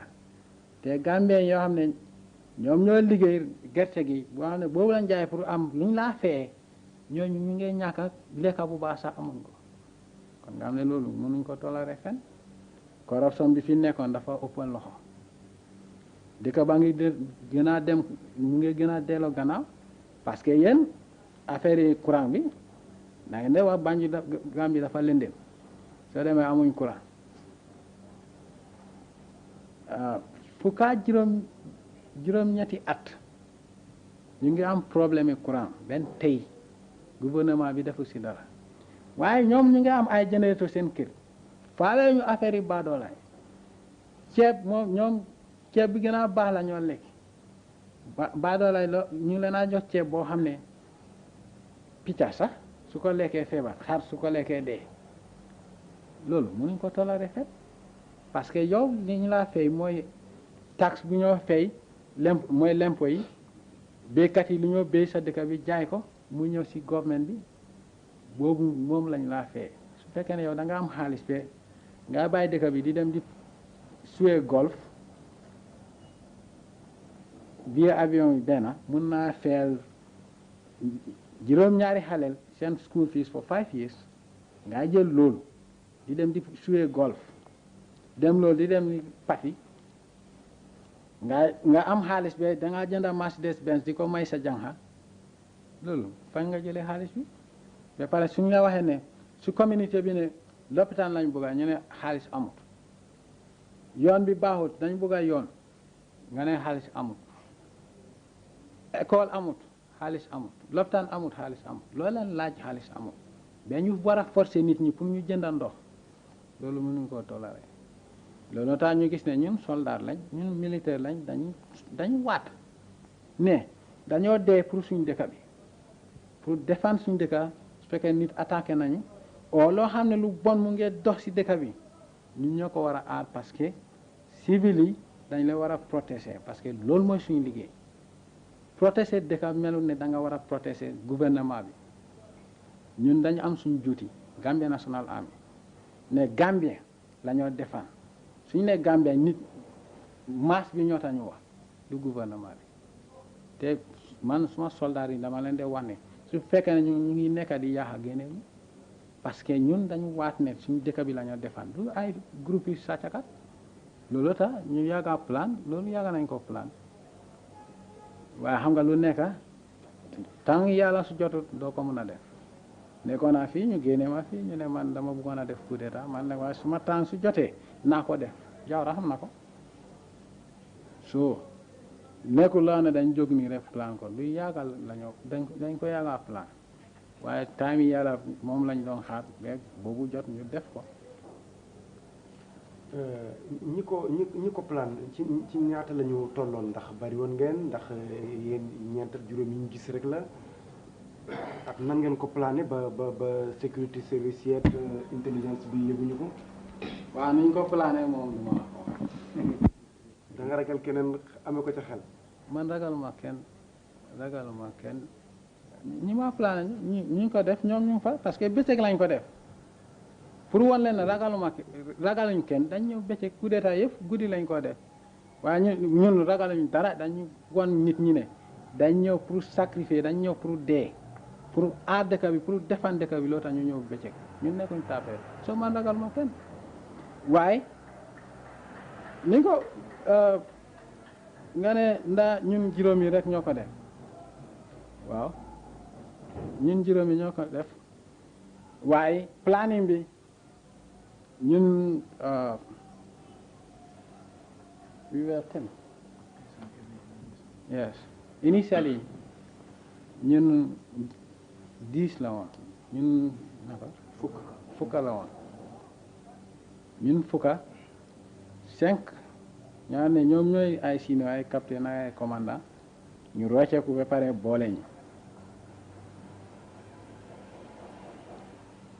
loolu tax ñuy dem aéroport ñu ne waaw ñun dañu bëgg a def coup d'état di ñu di fuyee soldats yi foofu man leen léegi comme que loolu ngeen wax dafa am mu neex leen naa rek nañ seet fii balaa suba il faut ne guddi lañ ko def ñu def ko bëccëg waaye ñun 10 ñoo ko plané ak xale yi 5 rocceeku ba pare boole ñu dañ xaar ba des na 5 days 5 jours pour affaire yi ñu boole ñu waaye loolu taxut ñun dañ leen wax ne ñun dañ pare dee parce que ci au départ man dama leen wax carrément ne man dama sacrifice pour dee pour libérer dëkk bi koo xam ne parewuloo dee nag koo xam ne yaa ngay xalaat xaalis bul si bokka koo xam ne yaa ngay xalaat ne position nga yaa ngay ut tur bul si bokka ñun dañ paree dee pour libérer suñu dëkk bi corruption bi dañ ko bugg a daaxa xaalis bu ñu sàcca dañ ko bugg a nangu bu tur du des 5 ñu rocceeku 5 yooyu 3 capitaine ak ñaari commandant major waaye bu ñu defee coup d'état bi ñooñu ak lu ñu def yëpp dañ leen indiwaat te temps boobu amuñu woon fit ñun ñu toog ñu ne temps boobu la ñoo am fit pour def ñu coup d'état ñu téye la so waaye corruption la ñu doon xee nit yi Gambie yi emuñu woon am liggéey bu baax dafa des si kan nga xam du li nga xam doo tax dëkk bi gën a dellu gannaaw yow pour génn dëkk bi dem jàngi dafa des kan mooy sa papa militant parti bi la ou bien fonctionnaire la su nekkul loolu su fekkee ne yow sa papa ou sa famille ñu ngi si opposition bi secondary school sax doo ko mën a jeexal soo ko jeexal kam nga xam ne yàlla moo la dimbale waaye nañ sone nañ assuré ne université moom doo ko xalaat na nga xasul ko sa boppam loolu tax doomi baadoo lay dañu sonoon si dëkk bi école nangu ñoo tabax école éducation ñu def ko mu gën a seer nga xam ne doomi baadoo lay duñu demaat su ko defee affaire yi top bi au niveau de gouvernement au fonctionnaire yëpp dafa nekk seen doom yi so dañ bugg a perpétualité te loolu Gambie ñu ne Gambie ñun ñëpp benn la waaye tey ku nekk am nga chance pour dem école li nga am fa nga em des na si sa performance not ndaa yow da nga bokkaa ci Aman Jammeh wala da nga nekk bokkaa Edward Singate o keneen Gambie yëpp fu mu nekk ni education facilities yëpp em nañ loolu moo gën a am importance su ko defee ñun ñëpp dëkk bi nga xam ne dëkk bi yëpp a ko moom ñun ñëpp ñu njëriñoo ko waaye toog si kaw nga lekka yàppa yax sax pareloo ko sànni ñi nekk si suuf loolu mën nañ koo toléré fen loolu la waaw fi mu nekk nii suñ defee bilan ci bi ngeen fi toogee léegi donc wax nga li taxoon ngeen jël ko affaire corruption affaire yi ñàkk émalante Gambien yi est-ce que mun nañ jël xëy na gaa kenn du mën a wax ci interview bu gàtte nii li ngeen def yëpp mais ñu jël ko daal benn par benn jël affaire corruption bi fu ñu ci toll jël affaire école fu ñu toll affaire yi health bi fu ñu ci toll et cetera ñu def benn bilan bu ndaw. Bring some of these smaller models. ñun buñ toogee benn tey dañ tabax 5 école ñaari lycée ak 3 secondaire emuñ ci loolu gis nga nataal bale bi nga gis bii mooy nekk force hôpital fii boo xam ne gouvernement Gambie moo ko def 30 ans mënuñ koo am 30 ans mënuñoo am benn école boo xam ne gouvernement moo ko sampa Jawara li mu fi nekk yëpp musta sampa kindergarten sax musu koo sampa fii si dëkk bi su fekkee ne ñu ne la bii li fi ni gouvernement bi nga xam ne British yi ñoo ko fi bàyyi anglais ñoo ko fi bàyyi o ay missionnaire comme catholique ñoom ñoo am seen école Ahmadiyya waaye gouvernement Jawara musta taba hôpital musta taba école même collège bi nga dégg collège bi anglais ñoo ko fi bàyyi teacher training collège boobu moo dox benn day Jawara samp ko yoon yi sax yoo xam ne angale ñoo ko fi bàyyi mu yoon yaa ngi mu ngi leen bàyyi mu yaaxu defar ko Jawara dara la fi deful gannaaw sàcca loolu la fi def sàcc moom def na ko waaye pour liggéey dëkk bi defu ko so am nañ aéroport bi ñu ngi ko tabax gis nga lifin bi nataal bi Gamtel House ñu ngi ko ñëw defar ñu ngi defar TV station boo xam ne West Africa yëpp Gambia moo amul TV télévision suñu rajo bi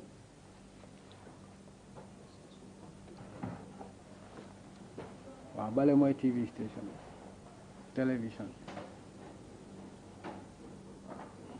mooy nekka télévision Gambia moo nekkoon dëkk boo xam ne amul télévision West Africa yëpp mun na wax sa Africa yëpp Gambia amul télévision suñu rajo bi ni ko angalee bàyyee noonu lañ ko bàyyee gaa waa radio Gambia ñu ngi fii soo duggee foofu mu ngi xat mu ngi tilim suñu toog yi sax yu baax sax amul ko keroog bi ma demee pour def announcement bi sax toog bu ñu ma def dañu am pour téyel ma ko si gannaaw pour bu mu daanu foofu a ngi tànga jir waaye léegi ñu ngi fii seen rajo bi kenn du ko dégg a Basse waaye léegi ñu ngi ko dégg Sierra Leone sax léegi da nga dégg radio Gambia so Jawara lan la fi def koo xam ne rajo sax pour nit yi dafa sidee neex ko sax pour Gambien si déglu information pour eew kooku bëgg taa defar dëkk bi dara defarul dara fii fan ngeen jëlee xaalis bi ngeen di defaree loolu yëpp ndaxte yëgoon nañ fi ne bailleur de fonds yi am nañ daal ay jafe-jafe yu ñu doon indi fu xaalis boobu jógee xaalis bu ñu leen may la ou bien xaalis bu ñu liggéey ci réew mi. wel ñun suñu banque mondiale mooy yàlla moo ñu ko jox bailleur de fonds yi dañuy sanctionné wax lu bëri waaye ñun yàlla xam na ne ñun si dëgg lañ nekk moo ñu jox xaalis yàlla moo ñu ko jox. xaalis bi liggéey ci yàlla moom waaw mais fan la ko awale ci yan loxo la ko awale. kon yàlla may na la dara. yàlla daf ko awale si suma loxo ma jox ko Gambie. ah waaye du ñu luxus. yow sa bii bi sa bakkeen da nga ko luxus. jeex na du yàlla la ko jox. waaw noonu la. ah waaw kon dëgg moom doy na waar kon daal waaw léegi affaire corruption bi xam nga dañuy dàq ci def corruption est-ce que am na xaalis bu ñu mën a bu nguur gi nanguwaat ñi nga xam ne dañu sàccoon. waaw dama leeral la wax fii bu leen foog ne xaalis bu ñoo def projet yi mooy xaalis bu ñu nangu si nit ñi déedéet ñu ngi dem si commission yi commission bi su ne suñ fay ne da nga sàcca lii ñu ne da nga war a fay waaye recovery boobu commencé wu ñoo xam ne dañ daan bañ a fay taxe impôt ñoom suñu gisee ne yow ñeneenti ati démocratie yëpp yow li nga war a contribuer pour développement yaa ngi doon sàcca état bi ñu ne la demal nga fay si trésorier bi xaalis bu ñuy defaree projet si nag compte boobu wax ne recovery compte bi la loolu laaluñ ko dañ xaar ba su paree ñu ne Gambien xaalis bu ñu leen sàcca mu ngi ni boobu laaluñ ko waaye lu bëri lañ collecte nag waaye benn tey lu bëri des parce que Jawara si boppam mu ngi amee 300 millions dollars wax ne daf ko sàcca si affaire yi pétrole nigérien bi boobu ñu ngi ko si toppa nañ ko jox mu neex ko naxari ko parce que yàlla benn la yàlla nelawut te gumantuwut waaye loolu recovery bi lu ñoo collecte si nit ñi bëgguñ koo laal su ko defee suñ paree ñu ne leen Gambie yi dañ lay wax ne butul bu nekk dinañ leen ko génnee delloo leen ko seen xaalis mu ngi nii lan ngeen bugg a def waaye ñun suñ warugal comme government duñ mun a def loolu la ñoo def si suñ pouvoir ak ndimbali yàlla ñu ngi def suñ projet yi waaye nekkut ne xaalis bu ñu recover si commission yi moom la ñu use boobu laaluñu ko sax. est-ce que am nga yaakaar ne xaalis bi ngeen ne nit ñi dañu ko sàcca di ngeen ci jot ndaxte soo gisee Philippines Marcos wala nga Haïti nga gis Duvalier wala nga gis Mali bi ñu gën a jege Moussa Tawaré ñoom ñëpp tuumaan nañ leen wax xaalis boo xam ne sàcc nañ ko waaye ba tey réew yooyu mënuñu ko jot ndax foo nga ne ndax te ñi sàcc li ëpp mooy ne li ñu sàcc duñ ko bàyyi ci réew mi est-ce que am ngeen yaakaar ne vraiment dina am loo xam ne dina ko ci mën a jotaat. gis nga Gambie dafa nekk dëkk boo xam ne yàlla daf ñu bugga ñoom mos ñoo xalaat ne dinañu daanu kaas moom mun naa am xaalis bi yëpp duñu ko mën a jot waaye suñu jotee si xaalis bi nañ jot si ay manson yi nga tabax fii ay kër yu baax yi nga tabax fii nañ ko jot suñu paree su fekkee ne loolu doyut munta mutal li nga sàcca yëpp yow ñu la téye yow nga remplacer li des nga liggéey dëkk bi ñu prisonnier la nga liggéey dëkk bi oo ñu def la leneen so suñu fekkee ne jotuñu xaalis bi yëpp yow ñu la téye jot nañ la waaw li nga amee yëpp loo xam ne sàcca la dañ ko nangu delloo ko nit ñi ba pare li si des loo xam ne da nga ko ceeb patiye ko noosee ko loolu ñu diggaale ko yow nga génnewaat ko. léegi nag mu bugg a xam lan nga xalaat ci mbirum démocratie dégg naa sax démb bu ma egg ne da nga ne liggéeycratie ak fàtte naa beneen ni ñu ko waxee ci ak fay borcratie la ñu toll yow luy sa xalaat ci démocratie ndaxte fii ay élection doon na fi am te xanaa sàcc bi ñu wax ne moom la ñoom jawar a def suñ ko defoon mu wóoree nit ñi noonu lu taxoon ñu nangu di continuer di leen voter ba tey. démocratie ah yow mu ngaa dégga de nga ne dégga na ñu ne nga ne liggéeycratie gis nga ñun lu ñu am pour def ci dëkk bi 30 ans nit yi ñu ngi dem di voter di sànni karta ñu ngi gën a ñàkka ñu ngi leen a gën a sàcca ñu ngi leen gën a defloo baadoola 30 ans parce que xamuñ comprendre uñ lan mooy démocratie démocratie fu mu am fu mu nekk ni ñun suñu définition ni démocratie moo am fii si dëkk bi tey démocratie boobu lañ gëm ñëpp em ñëpp liggéey doo lekka ñaxi jàmbur doo sàcca état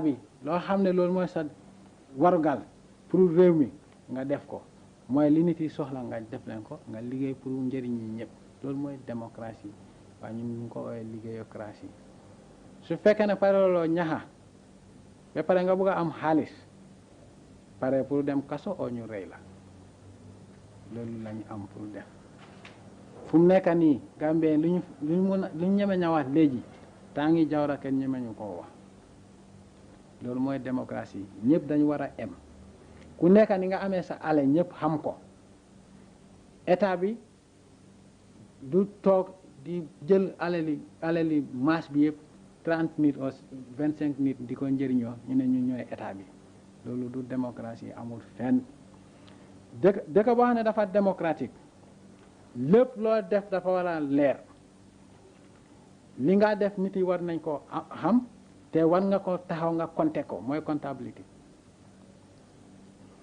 démocratique gouvernement waruñoo sàcca waruñoo néewiloo doole masses of the people ba doole nga gën leen a def ñu gën a ñaaka nga gën leen a sàcca bañ nga sax li ñu lekkee sax si de bëgguloo ñu lekka nga nangu loolu yëpp pour ñu ne caamaan jame dafa am xaalis loolu du démocratie fu mu am mooy foo xam ne ñëpp am nañ te démocratie mu am fii élection nag bi nit bala ngaa voté da nga war a xam lan ngaa votal ak kan ngaa votal ak li tax nga ko votal su fekkee ne yaa ngi toog rek ñu ne waaw démocratie ñu ne ñu voté démocratie du sànni karta rek loolu démocratie soo sànnee karta ba pare lan moo si des soo amee yaakaar si nit nga sànni ko karta li nga am yaakaar bi nga am si moom su nekkee gor war na la ko woon ne man damay wax ne marché si ngeen supporté ma su ma gañee lii laa def nga gañee ba pare au lieu nga def li nga wax nit ñi ngay dem di sàcca léegi yow big man nga su ñëwee pour ñu gis la dana am pour jaaree si secrétaire duñ la mun a gis sa doom yi ñu ngi dugg si benn di dem école benn doom si biir benn bi romba yeneen doomi réew mi ñu ngi sonna pour dem école boobu mun na am sax ñoo bokk classe du ko yóbbu loolu du démocratie doomi adama rek nga mun a doon démocratie mooy nit yi dañ war a em ñëpp liggéey ku parew liggéey nag gën a dëkk bi loolu mooy démocratie bi am fii wote moom su time am jotee dinañ wote waaye balaa ñoo wote dinañ xam lu tañ war a wote ak lan lañ yaakaar lañ séntu si ku ñoo votal parce que nit ko xam ne xamul lu tax mu wote xamul lan mooy droit am si réew mi nga ne loolu démocratie la mu jëm wote te xamul sax lu tax muy wote parce que nit ku xam lu tax mu am pour wote du jaay kartam bi waaye yow soo buggee nekk au pouvoir nga sàcca nit ñi ba amatuñ luñ lekka ko ne at bi yëpp mun ta am $5 nga ñëw ne ko sa karta bi de soo ma sànnilee karta na la jox $10 na la jox parce que loolu li ko gën a amal importance mooy lu mu lekka démocratie du mun a dox foo xam ne nit yi dañ ñàkk dañ xiif dañ mar démocratie du mun a am foo xam ne majorité de la jeunesse amuñ liggéey amuñ yaakaar amuñ futur parce que dëkk boo gis xale yi ñoo tax ñu wax soon yi ñoo tax ñu wax su fekkee ne yow da nga abandonné soon yi dëkk boobu amul benn futur démocratie du mun a dem foofu parce que su ñëpp aimé man suma doom di dawal pajero te nit ñi taxe bi moom lañ maa fee suma doom di dawal pajero te suma sol mënta am pajero suma doom di dawal pajero fan laa ko jëlee loolu du démocratie so su fekkee ne dem sànni karta rek mooy démocratie boobu du démocratie loolu la wax démocratie li ma wax mooy liggéeycratie mooy dooku liggéeycratie contibocratie ak jorocratie joro mooy su fekkee ne contibo mooy li nga def da nga war a expliquer nit ñi lii laa def ak li tama def ko su fekkee ne da nga sàcca nit ñi nga delloo compte rendre compte bi li nga sàcca li nga jël si nit ñi da nga ko delloo dégg nga livin joro mooy fay soo jëlee loo moomul da nga ko delloo parce que su fekkee ne yow nga ne démocratie te démocratie liggéey la laaj liggéey réew la laaj nga ne yow doo liggéey ba pare bugga nga noos loolu du démocratie parce que soo sàccee nit da nga violé droit am nit lu mu ñaaxa ba am ko nga sàcca ko am loo yërëmante sax béykat yi loolu du démocratie so koo xam ne démocratie la bugga du affaire lifin sànni karta rek waaye li nga liggéey nga mun see dunda doo sàcca kenn ñëpp dañu war a em te loo def dana leer loolu mooy démocratie fi mu nekk nii réew jub amee na ko wante xëy na laaj na expérience or yéen ay soldat la woon ba pare itam seeni at bariwul du ngeen ñuy mag te dégg naa aussi ne civil servants yi fonctionnaires yi am na ci ñu bari ñoo xam ne fi mu nekk ñii daw nañu ñii bàyyi nañu ma bëgg a xam affaire civil servants lan moo ciy dëgg ndax am na effectivement cadre yu bari yoo xam ne nekkatuñu fi ak ba pare expérience bi nga xam ne yéen amu leen ko naka ngeen koy ci nan ngeen koy remplacer. li gën a am importance ci ñun mooy dañu fonka suñu réew dañu bugga suñ nit ñi dañu am yërmande si maasis baadoola yi fu nekk muy fii Gambie oo muy feneen ñun xam nañ lu ñu bugga pour réew mi xam nga li gën a am importance mooy nga xam fi nga jógee xam fi nga dem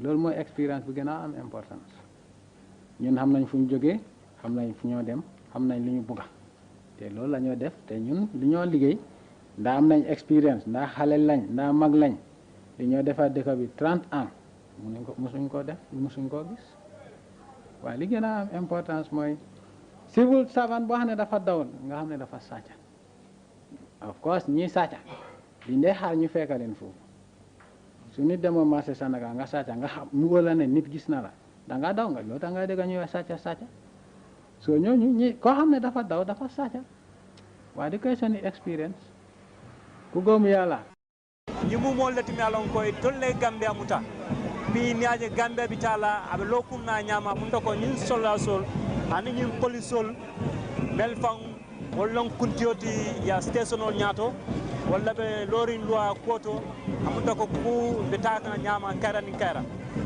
These are the officers from the military and the police who have sacrificed, they have worked hard, joined with Lieutenant A.A. Jammeh to make sure that there is peace and there is harmony in this country. I believe certainly the country will be fully guarded, and I'm sure there will be human rights and justice in this country. mbokk yi mu ngi mel ni ngeen di gis ni mooy géwél yi nga xam ne ñoo nekk Banjul yaakaar na daal dinaa laaj ñanaay ñoom.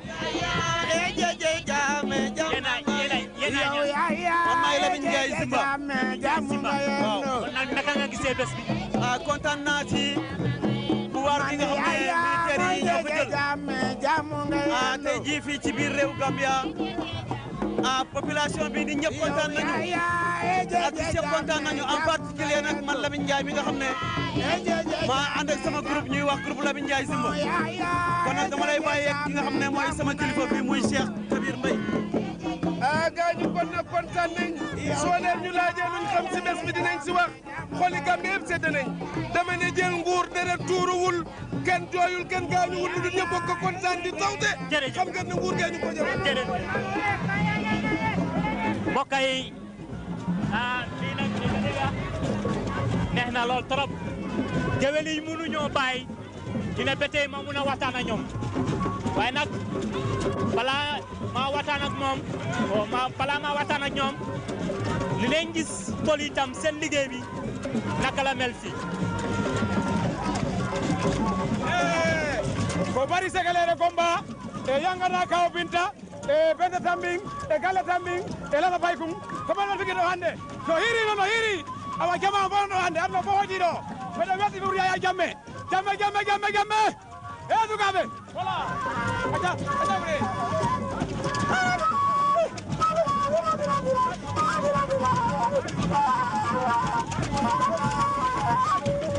o jarama baɗigolu amunta ko wollon fulolti e tol fanan eɓe maɓeri mbeŋoñin to ndesan sinanna jaliba kuyate kan meleon ko e tol leɓe lorin fondinkole koto naali a mira komanto e julola men keta fondinkewti men keta drogti e ko drogue musi kuuleti mi alon ko aka mola tora aka ku jawla e mari balo bala hanim bi niya keba malum fa jaliba fa bi janne ba ban niya keba do fana sina kacha yabi begoto jali kadu ngalo itel be jalli represent la allo to funding ko le ko kam bake irin komando kadu ngaje le sambe ma sakunda kutol to menketa military government adol fana minomol alia kuma kanto inkoto comme tesidi koto men mbaka birin nu hani kabimbe continuer la wala kadon dol ne manke tesido la karola birin karam wala karola ay sanji tansi ga free programme le karam woli Gambia jam birin kato fok koyna karam mun dije man tesidi programme o ke dame ni nyala ba wolem ndul fangulu be damen teng be la free ka tesido ke banko e kende fo joran ko de bagasolu men yalon ko ndol kado ko kela ibuka bo nyim banko kay ka bo bandala banko le ka yo ning do soto parin ko bulu men yalo Gambia di wolle mu ibe sabatiri nje yaaje ko be odo ko kendo men na yo jorangul sanje da jawla ye samana jang bari be damen do sain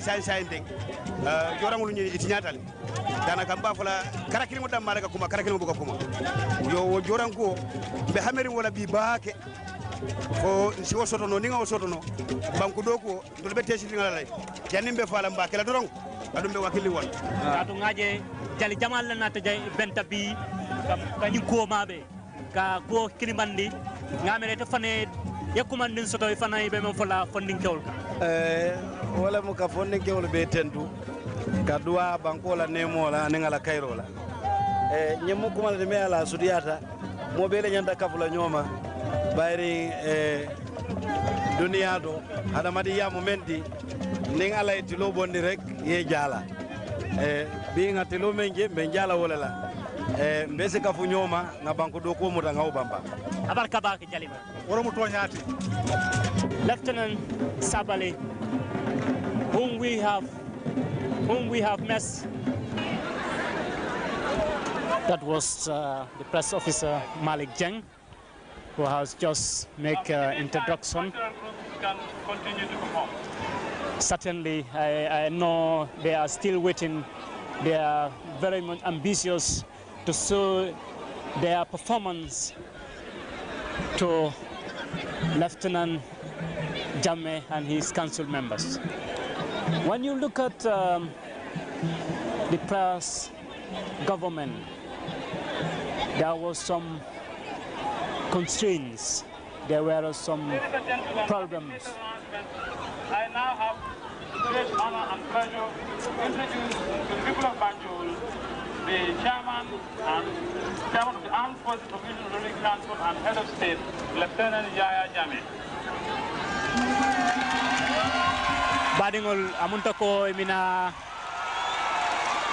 alfal nyitandikang nyinon Lieutenant AA Jammeh.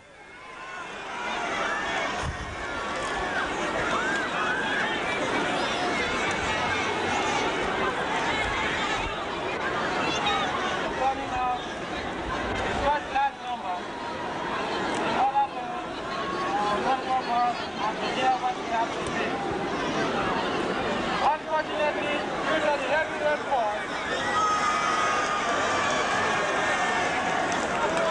the public address system was affected.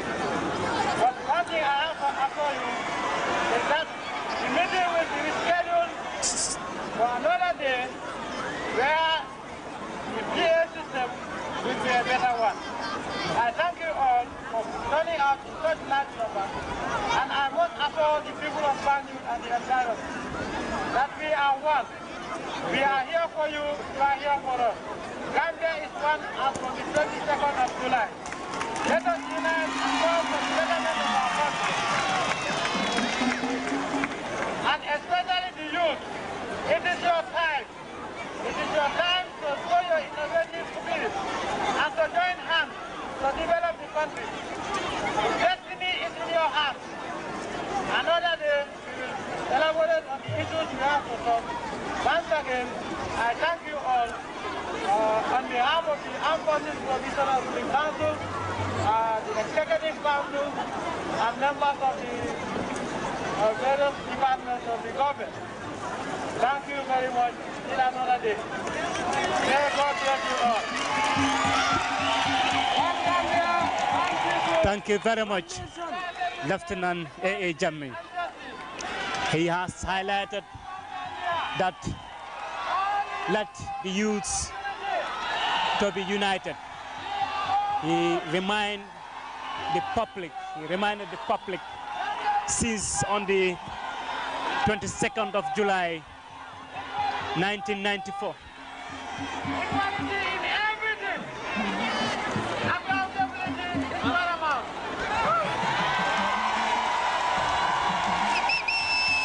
Thank you. We thank you too. Certainly, that's a sign of a good professional soldier. When you look at his structure, you definitely know Lieutenant Jammeh is a great man. He needs to develop the country, and he recalled the youths that since 22nd of July, national anthem, badingol amundo ko national anthem loto alfa kumal namira sami vitala.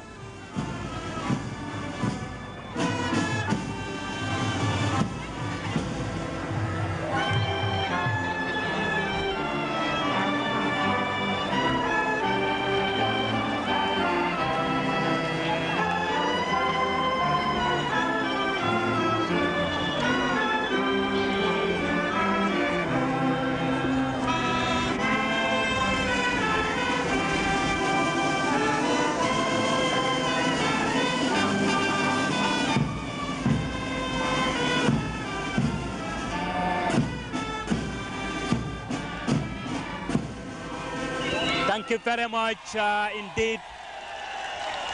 When these people took over July 22nd, it was a very 30 years. That doesn't stop these people.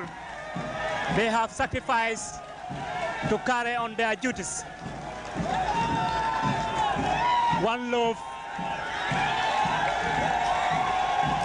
unity, equality, and certainly they will never fall apart.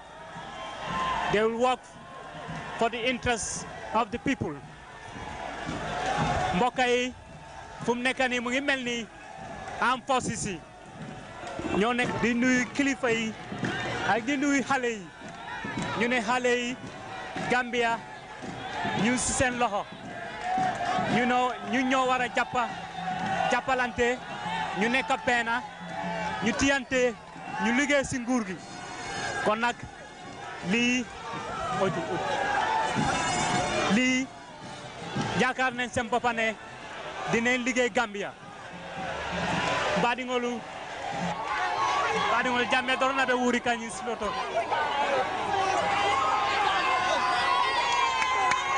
now they have left the square. They are heading to the State House where His Excellency and his council members are staying. It's certainly a very interesting ceremony. You have seen a lot of people around the State House, around McCarthy Square to see the performance. Certainly,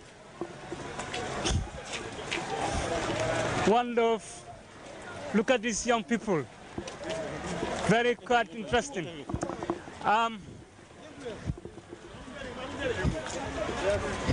Your Excellency,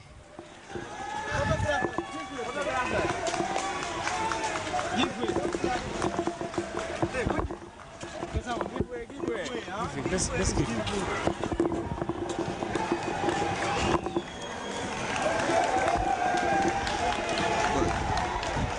Badingolu afelenti ifutata nan ya dinkira nyinto State House amunta ko ebe ya operation no nyinke kan ya soldat manya nyili anyta ni ko nyulmu professional fongleti lieutenant ya e jamme wala felenti abe lorin tema ani Lieutenant Edward, Lieutenant Yankuba Toure, Lieutenant Sadibu Haidara, ñimu koleti tabarkalla ala tentu balong biri futata ye bennunkung tana mantarela fu kayra dron stop here. Information. It house. It was a very quiet, interesting ceremony, and a lot of people have welcomed them during their arrival, and they have left the square in peace. Mokai from next. No, it's all right. It's all right.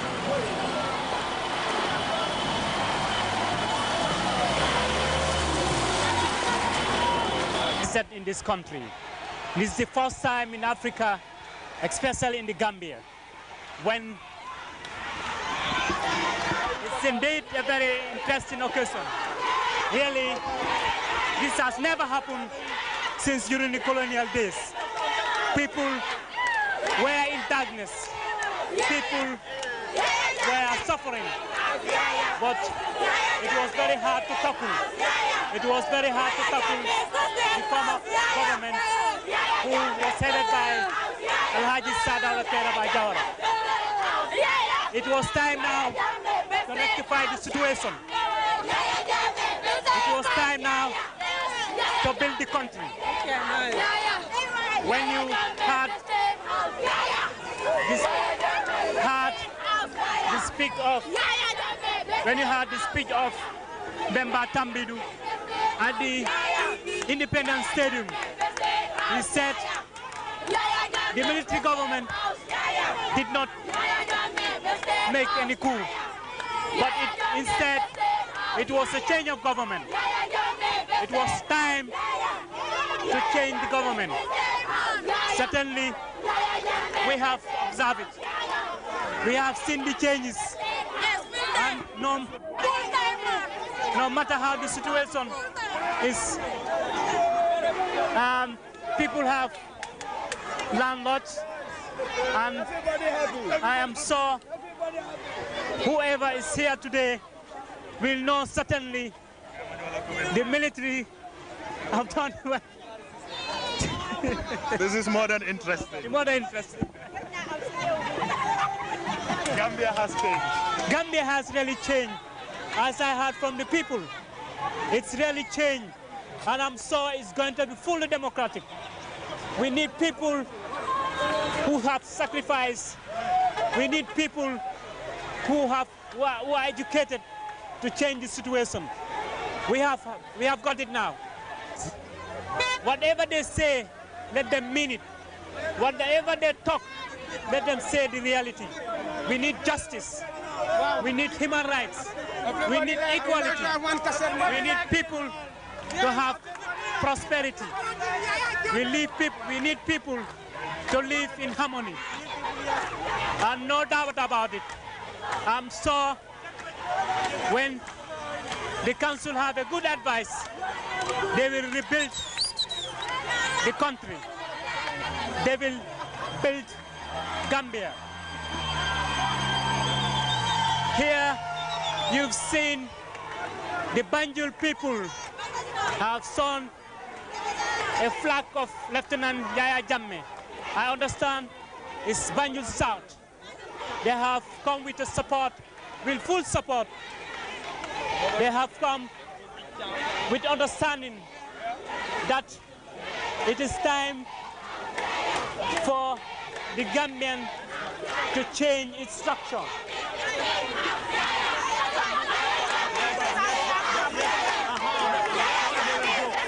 Certainly Yaya Jammeh is in the State House.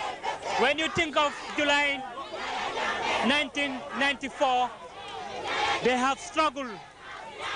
They have managed to overthrow the old man.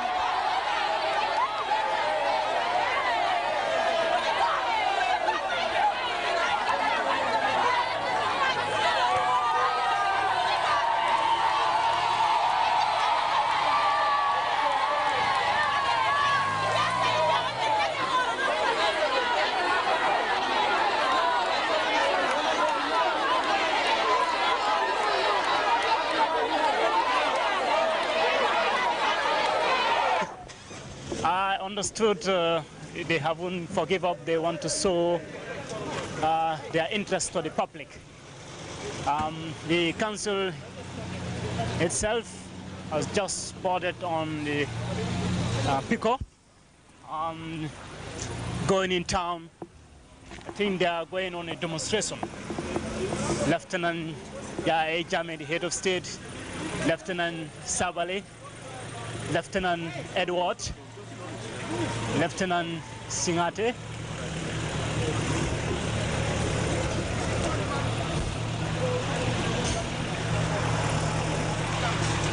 baningol bedamento amunto ko hanimbi kansulo nyum fam felenti dunte piko moto nyin kono ngalong imita demonstration la hanimbi iko ilaftala badingol yeje ye finti mol kang ya long itol soldier sol katung soldier sol ne banko ta e kanyim manyala ke amantar femfenti ye kidol menta imam pare femfenna barika nyitandi ko itol lebe maralin bi Gambia banko nyinto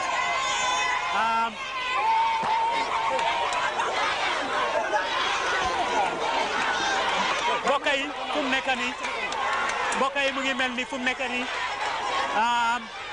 council bi genena ñu ci biti genena State House Lieutenant AA Jammeh seen njiit bi ak council members yi ku dendoo booram si càmmoñ bi mooy lieutenant Singate si ndeyjoor bi mooy lieutenant Yaya Haidara Sadibou Haidara bi mooy lieutenant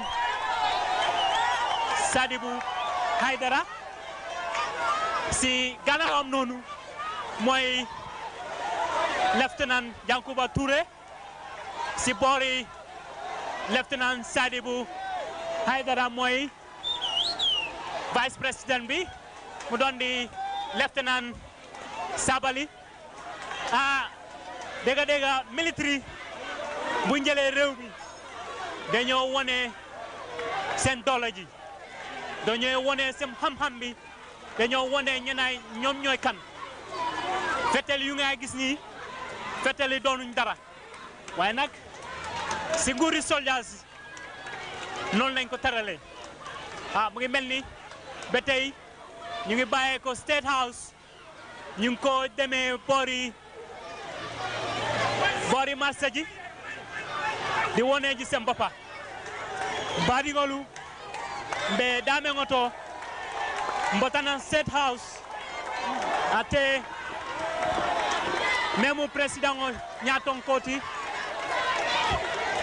ika fo me lieutenant Yaya Jammeh wala felenti aya bulo cikandi ana council member badi 9 miles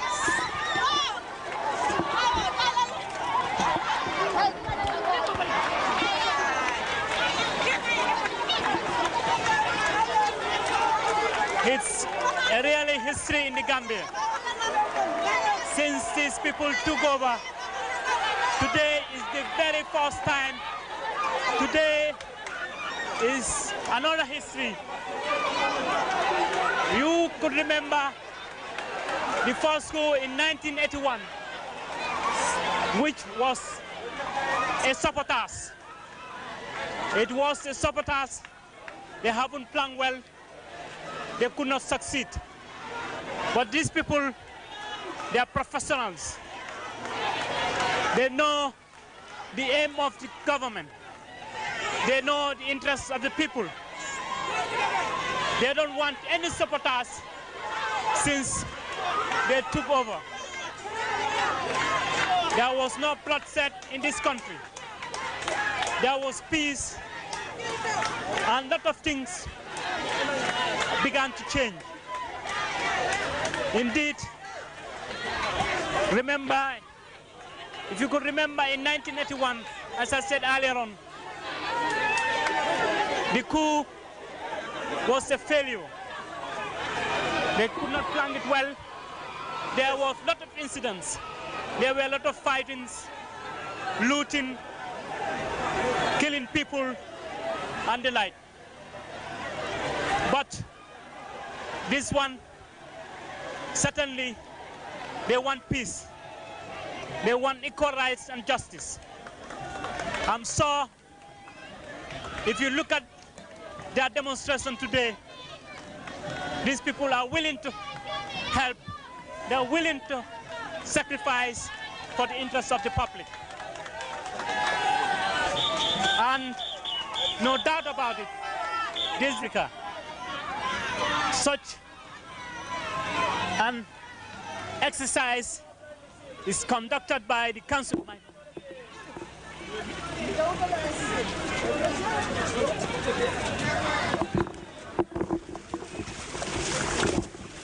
Excellency, you want to make an interview? Okay. That's right. Thank you very much. That was Lieutenant Singate, who said, well, he appreciated to meet him another day. I'm sure since they've gathered here, they have seen different life. They have seen different people from various places. It was a very interesting occasion. We thank you very much. We hope that we will give you support and able to continue in your office. Badingol bedamento amunto ko jatabañum fam felenta duntanang menketa lieutenant Yaya e Jamme anin captain soirée felenti be diamu kan ngalo be koñi na diamu kan koñi ta nyameng ibe wala ko fa ngamira ala tentu balo nyinti lieutenant Singate felenti abe koma lieutenant Sabali captain Kambi Lieutenant Yankuba Touré Felenti, Kambi Felenti, Lieutenant Sabali, Enimbara Baki. Animbara la do kunyima ngajele. Yatamo kete nyadi. Tamo alhamdulillah ka ndata kaira nata kaira. Yeni kimun kula nata nang kambo yatamo dra. Fonin kairo minyanda tanung taraje ngakaira taraje you welcome. Tanawta natige ngabadi ya choki ngabadin si ngamun fananta badin si. Kadu ye nyanya me akamuntam be fansun kodala kono. Vice President isa fo mole tata banku mintol fong ngalong. Ntata Nigeria bari ntata nin Dakar la. Ngatili fo lawol to ntata ngatili sabo beke Nigeria. Nkoto sani abacha ya. Munkiba itata munkule leje Gambia itata Gambia yama ngalo itata Gambia lam Gambia toyala. ECOWAS the 17th summit for the ECOWAS head of state meeting tata wala ka Kiamano represent tuma minate fangmantano because abulo be dewnding abulo mutra nyintilol kono kabri mama nyinkita on the 22nd July kul Kenya tafonte ofso nyum dono la mata jambula ayta so ande fonta ta toyala ni banko be toyala ala silo soniata betiata katu mantano tana ya silo kan kilogre kayra ndara kayra nata kayra ko tol fanambe ibe wakille nyin ko nyin to ala ko nyin ala menke nga tare tole kadu nyin safo ko dandolem ala ya mobe kambenta ko la ngata nyamen siko sikatigi ala telefon bunya nyamen akara muntan fembe mfas wala kono abarka bake lieutenant Sabali the head of state Lieutenant Yaya Jamme has just gone in to his house together with rest of the council, and I believe we will continue our process in few days to come. We thank you very much. This is joint video production by Mas Wada, commentary and directed by Babka Trawala BT Express. Thank you very much.